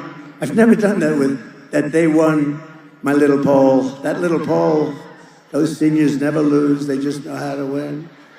But we're losing our jobs, and they can't afford housing or groceries or a car, and yet Kamala is importing millions and millions of illegals across our borders, letting them come in, open borders. They come in, we have no idea who they are, where they come from. They come from parts unknown. They come from parts unknown, giving them taxpayer benefits at your expense. They say, come to America, we'll give you health care. Try going into a hospital now. Try going into a hospital. Go to Springfield, Ohio. Try getting into the hospital. They have this beautiful community of 52,000 people. And they just sent 30,000 people into Springfield, Ohio that don't speak English. You used to be sick, you'd go into a hospital. Now you're sick and they say, we can't take you. Every hospital is packed. Every school is packed. The schools are packed with students that don't even speak English. You know what they're looking for now? Interpreters, hundreds of interpreters. Can you believe it? Because the mayor is a very nice man, and he wants to help. And instead of saying, I'm sorry, you cannot be here, you have to go back where you came from, You have to. He said, we want to get interpreters. He's trying to be nice. That's not the way to be. And then you look at Aurora in California. Take a look at Aurora in Colorado, where people have better guns, more advanced than most militaries. They're called Supreme guns. They're Supreme. They're the Supreme version. They come out of Venezuela or in other countries and they take over real estate by gunpoint. In other words, like me, they're in the real estate business. Isn't that nice? But they don't borrow money to do it. They don't put up their own money. They just walk in and start collecting the rents. It's out of control. The governor is petrified. He's petrified. He's a radical left Democrat. And I'll tell you, Colorado's so angry because even Democrats leading, think of that though. I'm leading everybody, Democrat, Republican, and that guy tried to take me off the ballot. We're going to win the state of Colorado. We got to win Colorado just to send a message. So Colorado, if you're watching, let's send a message back home. They cannot play with our Constitution. You're witnessing the economic oppression of Americans to reward and enrich illegal aliens. But all that stops 2 weeks from now. Think of it, 2 weeks. Less than 2 weeks. For 4 straight years, Kamala Harris has imported an army of illegal alien gang members and migrant criminals from prisons and jails, insane asylums and mental institutions all over the world, from Venezuela to the Congo in Africa, and she's resettled them into a community near you. Isn't that lovely? And really did it, and they will prey on innocent Americans that have no idea what we're getting into. When we win on November 5th, the migrant invasion ends and the restoration of our country begins.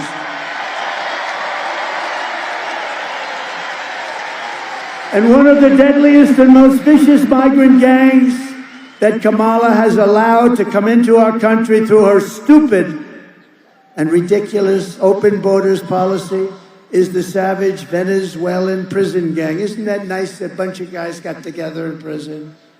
It's named Tren de Aragua and is taking over all sorts of real estate and apartment complexes and unleashing a violent terror spree all over America, including Times Square in New York. Take a look.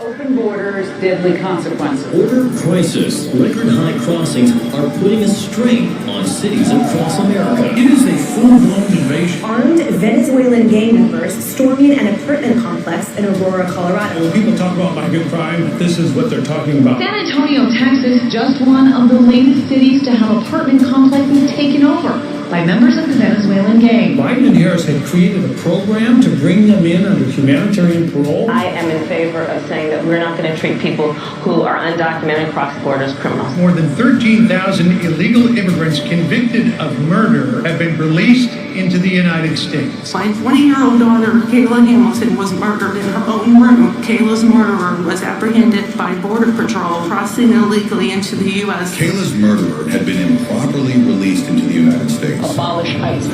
Yeah, we need to probably think about starting from scratch. More than a dozen people suspected of being Tren de Aragua gang members right here in San Antonio. The gang members had been terrorizing the apartment complex. New details in the murder of Laken Riley. The illegal immigrant suspect, who cops say committed the heinous murder, is a Venezuelan national. He was paroled and released into the country by the Biden administration. If they'd all been properly vetted, that probably wouldn't have happened. 2 men investigators say are in the country illegally from Venezuela are charged with capital murder and the death of Jocelyn Nungaray. Martinez and Angel wrapped his arms around Jocelyn's neck, took off her pants, and climbed on top of her. Later strangled Jocelyn to death and then tied up her hands and feet. Court documents suggest a group of men arrested for beating and robbing a Dallas woman last month are members of a Venezuelan street gang. The men threatened to cut off her fingers if she did not cooperate. Manuel Hernandez was booked by Colleyville police just 2 days earlier and released the day before the robbery. A Peruvian gang leader who is wanted for 23 murders, who was arrested by Border Patrol near Roma, Texas, then released into America.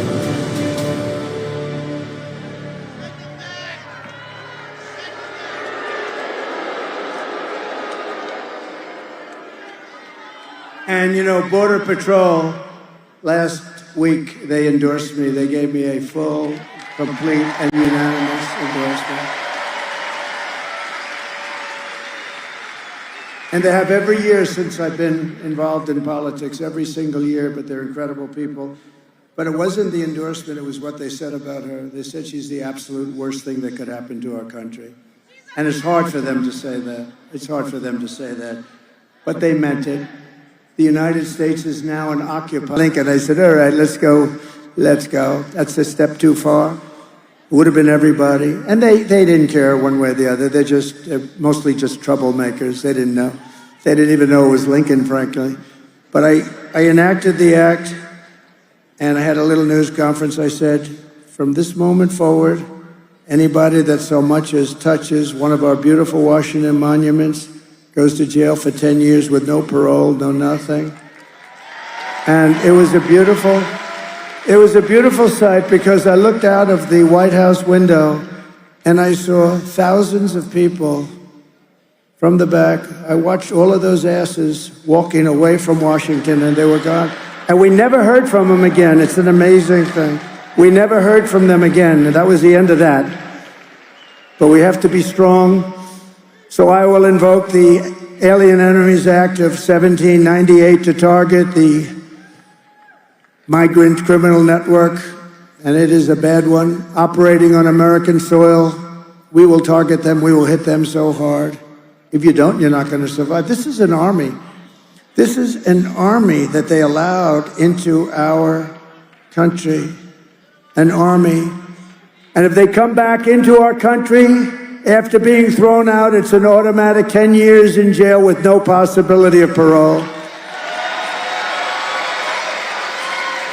And I'm hereby calling for the death penalty for any migrant that kills an American citizen or law enforcement officer.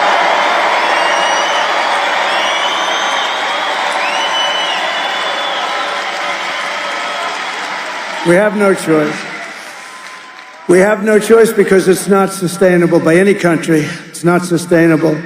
I will end catch and release. I will end all migrant flights. Think of, I had a deal with Mexico. You think this was easy? Remain in Mexico.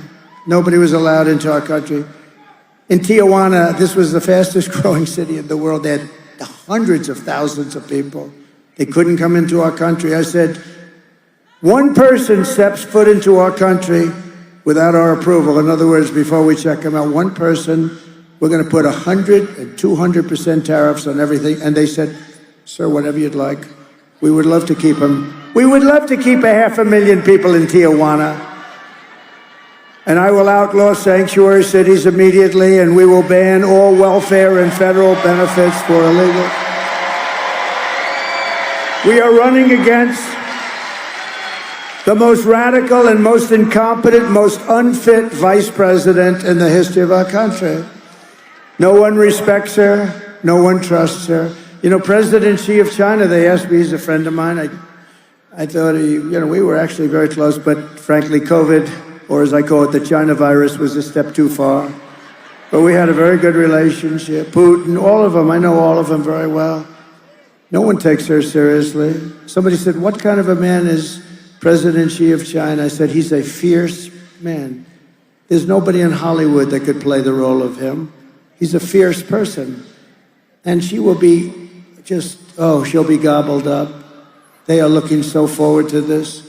But we're not going to let it happen because we're killing them right now. We're beating them so badly, and we're going to keep it going. Just get out and vote. Just get out and vote. Don't take any chances. Don't take any chances. Get out and vote. But we're not only running against Kamala. She's really purely a vessel. When you watch her, she's only a vessel, and he's only a vessel too. He was perfect for them. He didn't know where the hell he was. We're running against something far bigger than them, far more powerful than her, which is a massive, vicious, crooked, radical left machine that runs today's Democrat Party. That's what we're running against. We're not running against her. She's got nothing to say. I know every player. But this is who we're really fighting. These are the people who are doing such tremendous harm to our country with their open borders, record-setting inflation, Green New Scam deals, and everything else they're doing to our country. But we are not going to let it happen any longer. We are going to have the biggest victory in the history of our country on November 5th. And we are going to, very simply, make America great again. We're going to make it great again. Kamala Harris does not have the compassion, the intelligence, or the strength the presidency needs. I know what it needs. You meet some people. Among the worst that you're going to meet, though, are in our country. I call it the enemy from within. She can't do the job. She can't put two sentences together. She's an international joke. Every country is joking about how stupid our leadership is, from Biden to Kamala.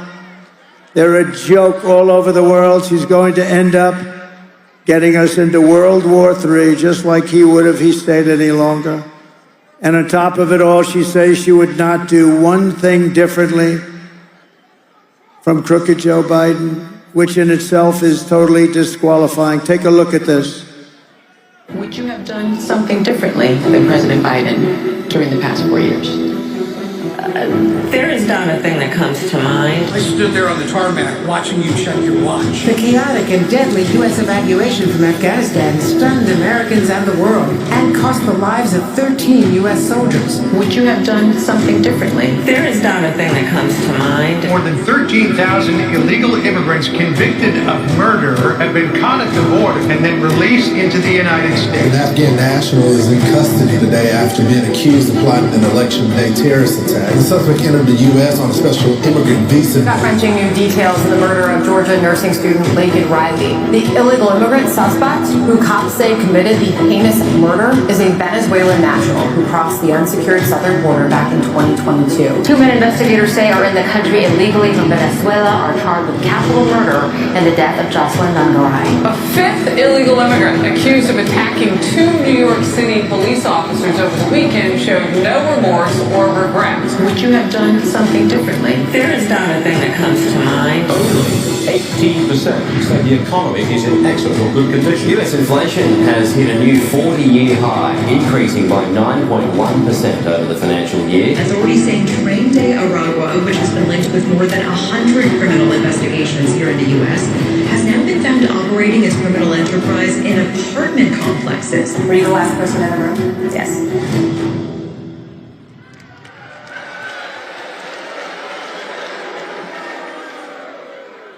And then last night I watched and I just said, just cut out any part of it. You could cut anything you want. Just put it in. When you see this, go ahead, please. Is there something you can point to in your life, political life, or in your life in the last 4 years that you think is a mistake that you have learned from? I mean, I've made many mistakes. And they range from, if you've ever parented a child, you make lots of mistakes. In my role as vice president, I mean, I've probably worked very hard at making sure that I am well versed on issues, and I think that is very important. It's a mistake not to be well versed on an issue and feel compelled to answer a question. So Nevada, if you want to end this disaster that we're going through, it's not even believable. These foreign leaders are very, very streetwise, very smart people.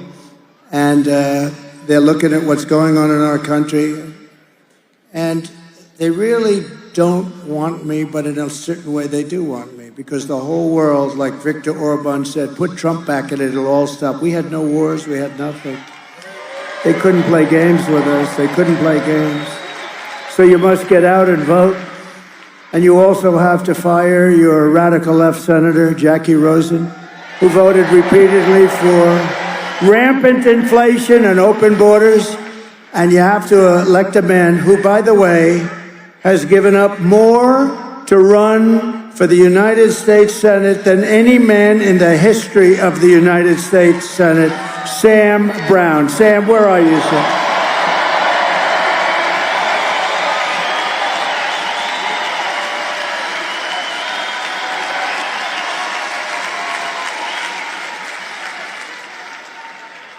And you're doing very well, Sam.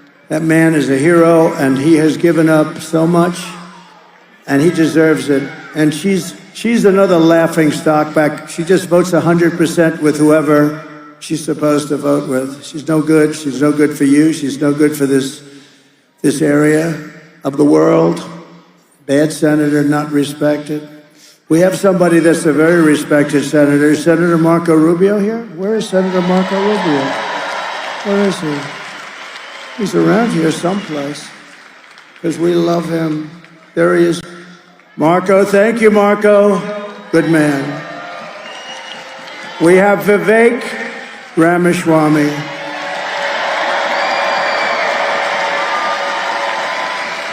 By the way, this guy has a hell of a mouthpiece. Do you want to hear him for about 2 minutes?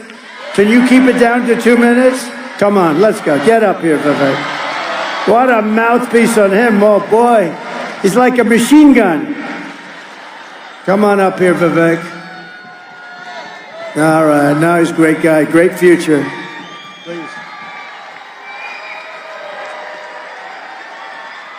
I want you to give it up for the greatest president of the 21st century standing right here, Donald J. Trump. We had a secure border, a growing economy.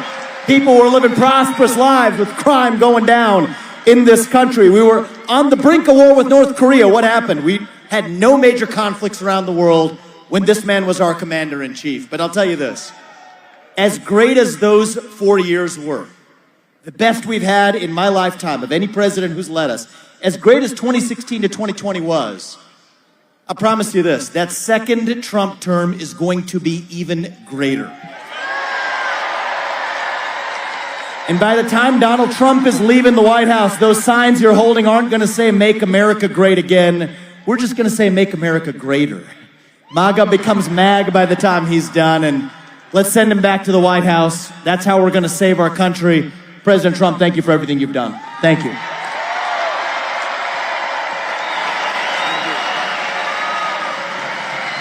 Thank you, Vivek.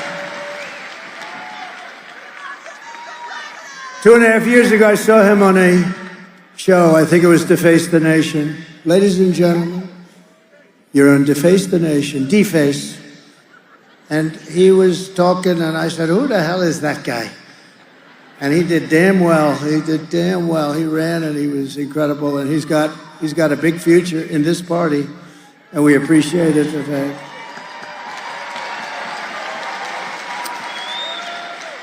So I alluded a little bit to her before, but a true racing legend, somebody that I've had a lot of respect for.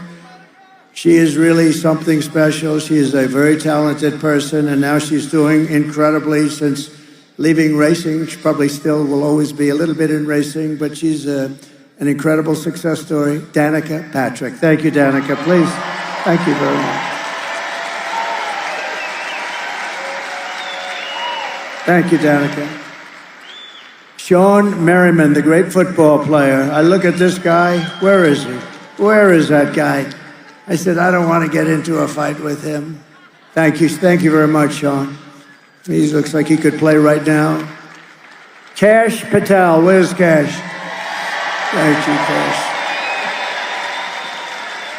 Thank you, Cash. Nevada GOP Chair Michael McDonald. Thank you, Michael. How are we doing, Michael? Good? Yeah, we're hearing good things. National Committee Woman Sigal Chattah. Thank you, Sigal. Beautiful family, by the way. Beautiful family. Thank you.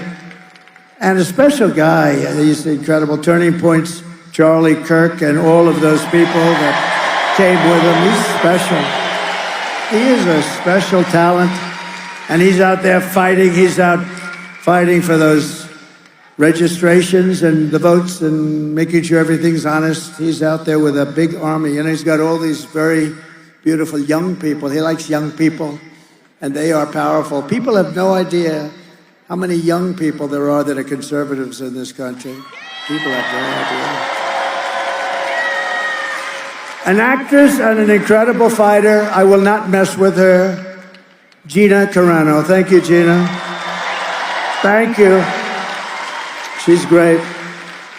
And a friend of mine, UFC champion, a man who you don't want to mess around with. He grew up in the streets of Miami at a young age, 9, and he was tougher than everybody else. He was tougher. And some rich guy from Miami saw this guy beating up everybody. He was 9 years old. At 12, they put him into a gym, and it continued. He beat the hell out of everyone. Danica, this is somebody you don't want to fight with. And then he became one of the best fighters in the world in the UFC with Dana White. Dana White's one of the great fighters too, I'll tell you. Dana White. And this man has, I believe, still like 3 seconds, the quickest knockout and I was there for that fight. I think it was like 2.5 or 3 seconds. He pretended he was like bored. The bell's getting, he's like this. It's just like, I said, what's wrong with him? And then he was like a flash, boom. And he runs across the ring and jumped through the air, and he hit the guy in the face with his knee. The whole thing he was out.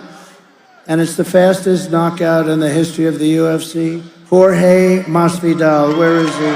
Where is he? This guy.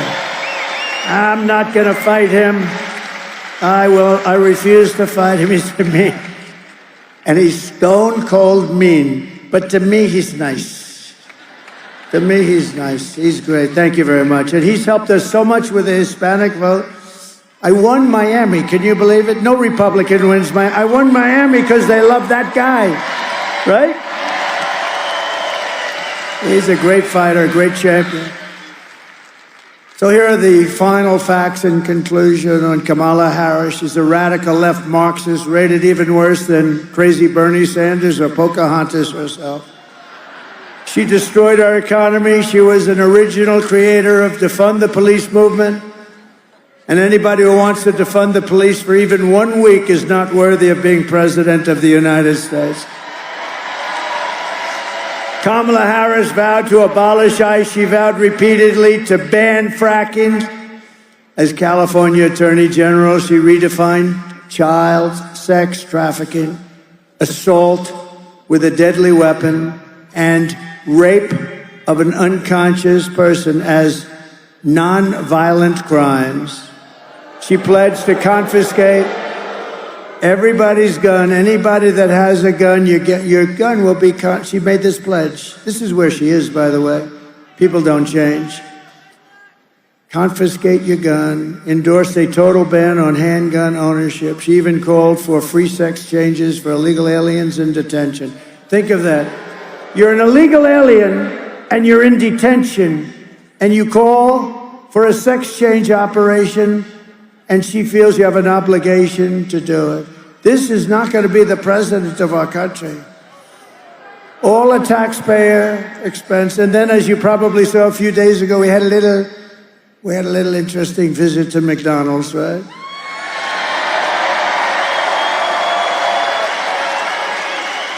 That turned out to be a big deal. I got a call from a great guy, the head of Google. He said, this is one of the hottest things. We have never seen anything like this. That was a big deal. That was a big deal. It was crazy. But you know why I did that? I went there you never know how something's going to turn out, right? You go, I say, I don't know, should we be doing this? This is a little hokey, should we? But I did it to just highlight the fact that for years, she said, I worked at McDonald's. I was over the French fry bin. I made French fries. The heat was so incredible, I had to do it. There was only one problem. She never worked at McDonald's. It was a lie. So I ended up going there for about 15 minutes, and it became quite I'll tell you what, we had 29,000 people surrounding it. We weren't sure if we were going to even be able to get out. We didn't know. That was quite the visit. But that was to highlight the fact.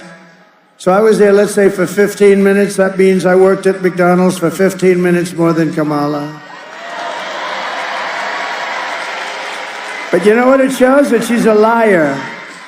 And she's still saying, yeah, I sort of worked there, but now, you know, everyone's gone. McDonald's tends to keep good records. We said, let's see your tax records. She didn't have any.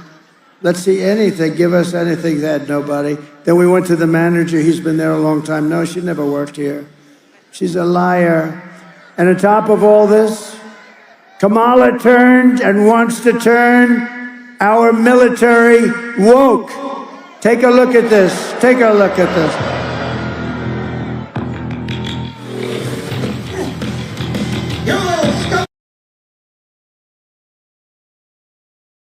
Yeah, I can't show this because that's copyrighted material, and it's got the movie Full Metal Jacket in it.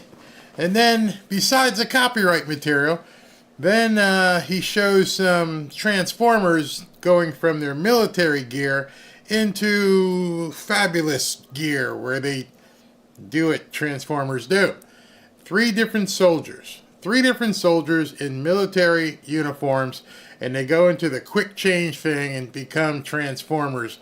And he's showing right now how how bad they have screwed up our military with this insanity wokeness stuff. It is absolutely crazy.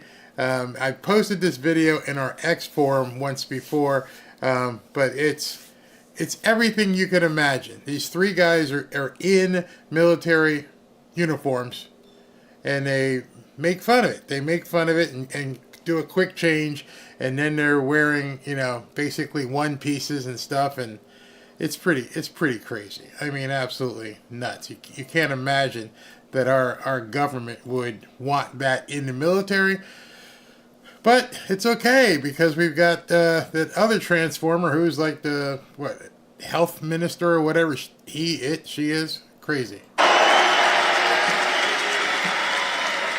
Jorge, we won 2 world wars. Now we're a little different, but you know what the truth is? We defeated ISIS 100% in record time.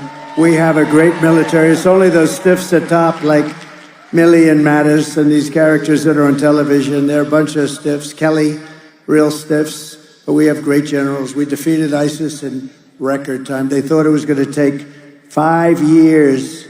When I came in, we did it in a matter of weeks. So, like you fight, Jorge, just like you fight. That's the way we fight. And those guys are never going woke. You could put them in a woke cage for 2 years and open the door and they'll come out fighting. They'll come out. Our military is great. And they proved that with ISIS.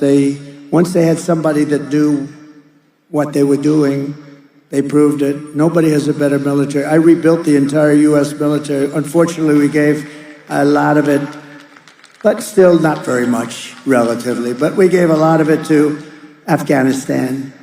What a mistake. What a bunch of dopes. Remember this. They took the military out first. No, you take the military out last. So stupid, so sad. 15, you take a look at what happened. 13 people died, great people. I got to know a lot of the parents and the family members are great people, and they are devastated, and especially because it should have never happened.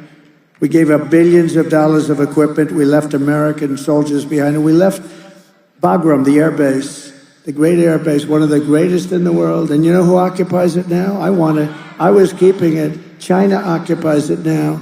1 hour away from China, forget about Afghanistan, 1 hour away from where China makes their nuclear weapons, and we gave it up like nothing. Cost billions of dollars many years ago.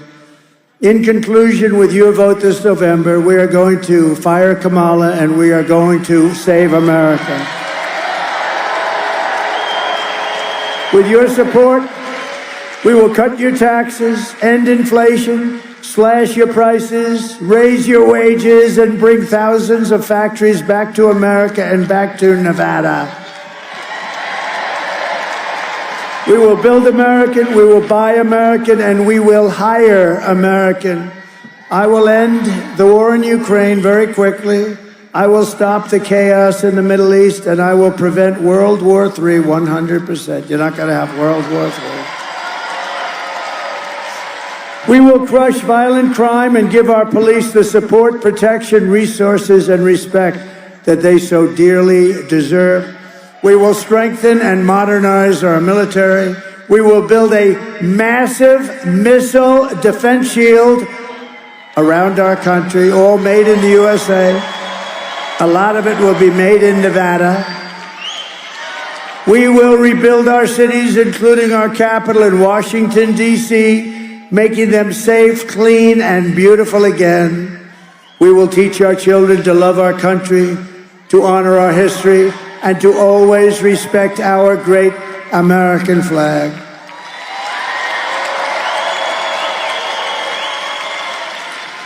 And I will put a bill before Congress that anybody burning our American flag goes to jail for 1 year automatically.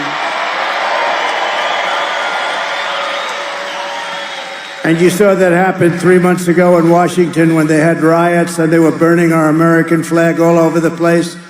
And they were putting spray paint all over the beautiful lions as the entrance to one of our most beautiful buildings. And you know, it's limestone. Limestone's a very porous stone. I was very good at this. You'll never get that limestone. You'll see that in 100 years, those scars that they put on the limestone, because it goes right into that paint. There's not a damn thing you can do about it. And they weren't arrested. Nothing happened to them. We will get critical race theory and transgender insanity the hell out of our schools. And we will keep men out of women's sports. I will defend religious liberty. I will restore free speech, and I will defend the right to keep and bear arms, our Second Amendment. After years of building up foreign nations, defending foreign borders, and protecting foreign lands, we are finally going to build up our country, defend our borders, and protect our citizens. That's what's going to happen. And we will stop illegal immigration once and for all. We will not be invaded. We will not be occupied. We will not be conquered. We will be a free and proud nation once again. Everyone will prosper. Every family will thrive. And every day will be filled with opportunity and hope. And the American dream is going to come back. But for that to happen, we must defeat Kamala Harris and stop her radical left agenda with a landslide that is too big to rig. Early voting is underway, and everyone get out of here and start voting. After all we have been through together, we stand on the verge of the 4 greatest years in the history of our country. There will be great years.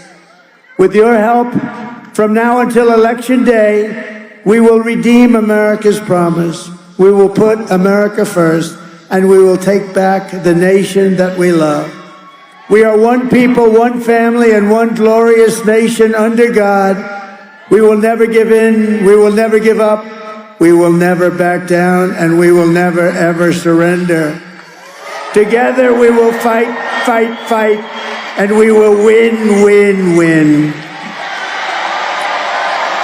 November 5th will be the most important day in the history of our country, and together we will make America powerful again. We will make America wealthy again. We will make America healthy again. We will make America strong again. We will make America proud again. We will make America safe again. And we will make America great again. God bless you, Nevada. God bless you.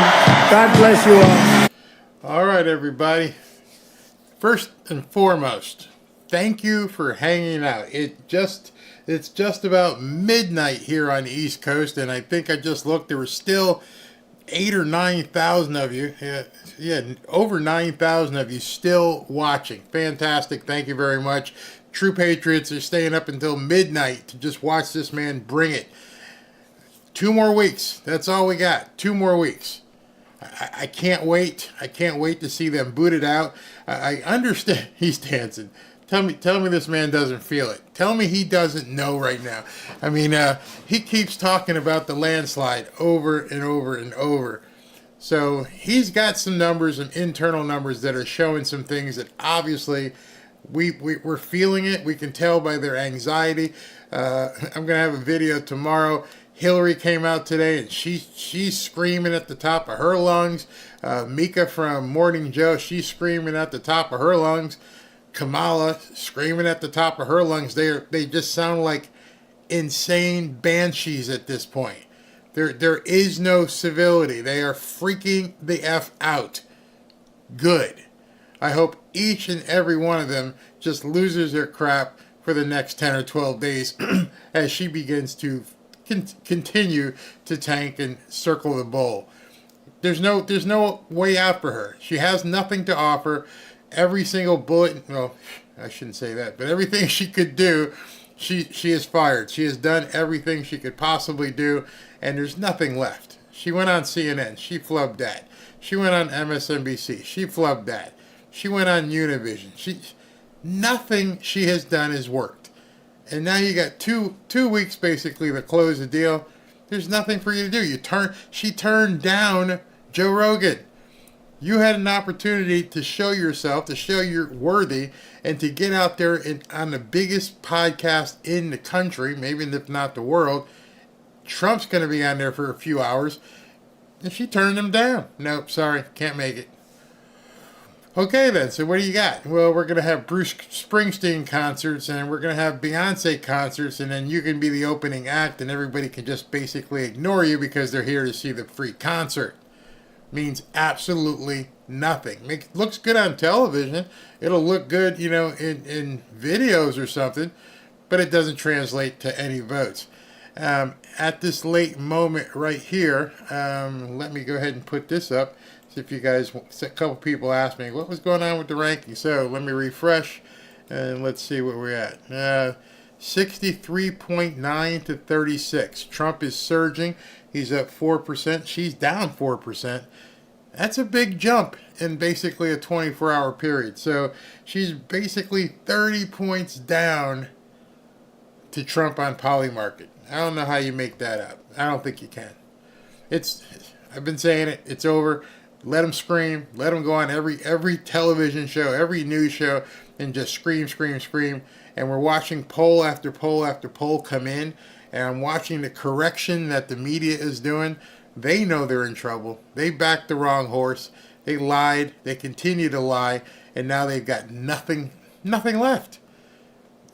This guy still has a bunch of rallies left, and he's going to do the Joe Rogan show. He booked an interview podcast show with Tucker, and then he's probably going to do something with Elon. So they got nothing. I mean, absolutely nothing. So I'm going to get you guys out of here. Let me go ahead and read the super chats. Thank you all for tuning in on a long day here. So let me read this and put this in order so that I can see everything.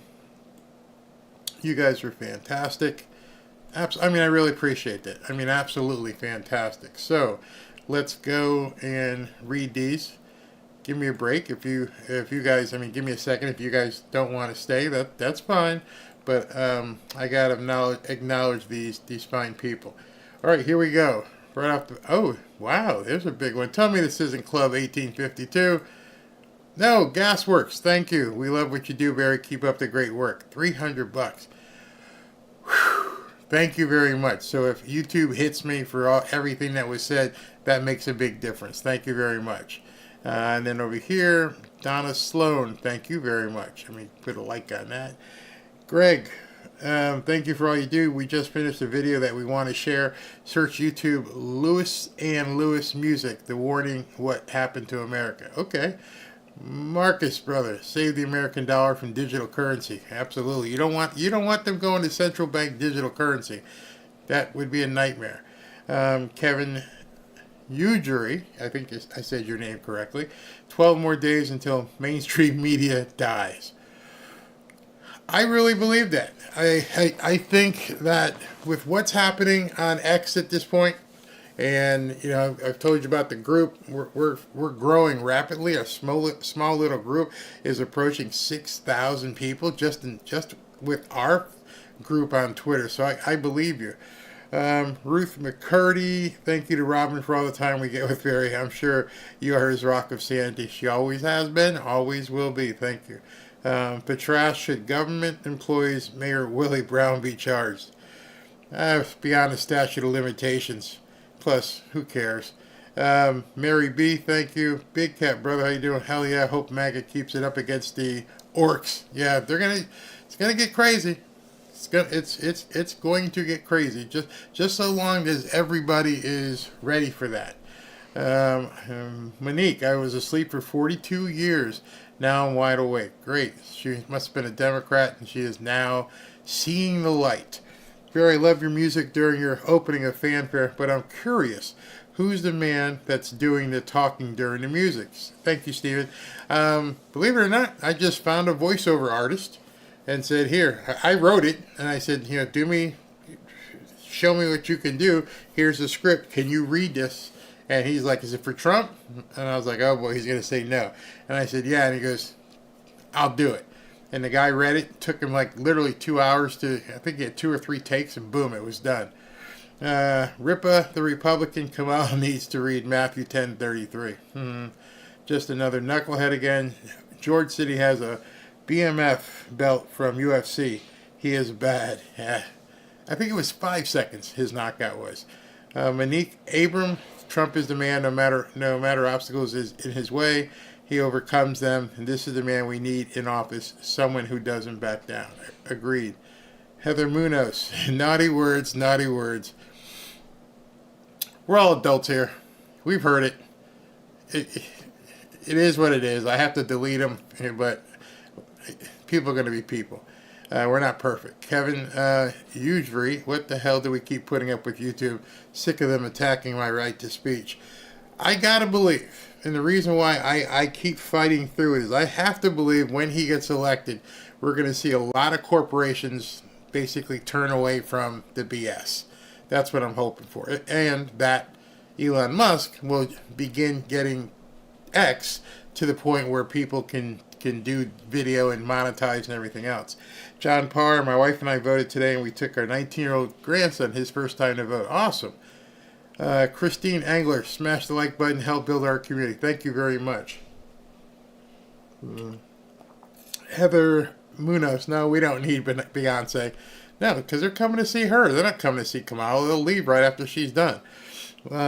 Evie, we need more born Americans to be in government. There are so many like him are not born American. Part of the problem. I don't care what side you're on. Absolutely, we need Americans. Hello, Tommy. The heck with a red wave. It's a red tsunami at this point. 2024. Could be. Very could will. Evie again. Now, make people modest again. Let's all humble ourselves. Be thankful for what we have. I'm thankful I made it. All glory to Most High. Very nice. Nicely said. Heart and Lady, thank you. Mike Aranda. Whoa, Barry. I'll be happy to see twerking. Not mine twerking. Steve Anderson. Kick the Apple Dumpling Gang out of D.C. Send them to Disney. There's a lot of people who don't know what happened with Gina Carano. I think a lot of people now know, or maybe after you get up here, you can go Google it and see how she was treated by Disney for having an opinion. Trump won't bend or lay down like Kamala. Nope. Terry Berry, thank you very much. Keith Clark, Barry, I don't think you realize how much you and other YouTubers are helping. All of us are very grateful and are saying a big thank you. Thank you very much. I keep trying. I keep pushing. Like I said, that man's 78 years old. If he can do all this stuff, then I can do that. Marcus Anderson, McDonald Trump, Clarence Wilkerson. There's a new face. I'm not sure what country that is. But in any event, thank you very much. Hey, Barry, this thing is a complete wrap, and they know it. It's the sane against the insane at this point. I have a feeling this thing will be over before November 5th. It very well could be. The early voting numbers are showing that the too big to rig thing may indeed happen before November 5th.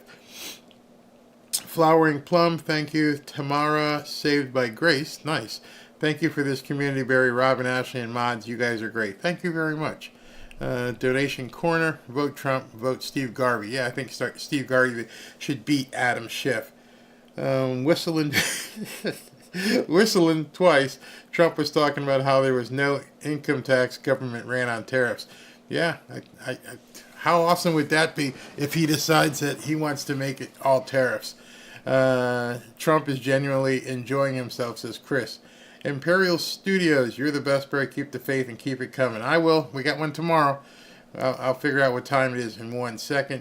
Girlfriend and I voted today. 2 more red pills in the mix. Good for you. Paul Shore, thank you. Anna Mango, great night. Thanks, Barry. God bless all. Thank you very much. Wolfie, Trump train, all aboard. I'll tell you. I'll wait to show you. Ronald Pineda, forgive IRS debt accumulation in the past 4 years. That would be amazing. Same way they did, the student loan. They could easily do it with IRS debt too. But notice Kamala nor Joe even mentioned that. John, you can vote in communism, you can't vote it out. Absolutely correct. Colado, my brother-in-law, Vietnam vet, Purple Heart recipient, diehard Trump fan, saw your show for the first time. He's hooked. Wow, thank you very much. Gary Funk, thank you. Swanee, thank you. Patrast again. Imagine these girls who were made dead by these newcomers, being your sister, your daughter, your wife. Heart say thank you. Mike Parent, Barry, Rob Schmidt on Newsmax stated tonight that 100,000 newcomers are waiting in Mexico to cross over the border. Harris is deliberately ruining the U.S. I've heard that, and I believe that's what they're going to try and do, is see if they can't rush the border. Sandy McKenzie, South Dakota loves Trump, and Freedom Can from Canada. Thank you very much. All right, everybody, I know you guys have stayed for 3 hours late in the wee hours of the morning here. What I want you to do, if you want to join us over on X in our private group, just go here to fanfareshop.org/group. That'll take you directly to that private group where you guys can then sign up to be a part of our private, safe, no trolls allowed group on Twitter, where there's so much content you will not be able to digest it all. Anyway, talk to you guys tomorrow. Thank you very much.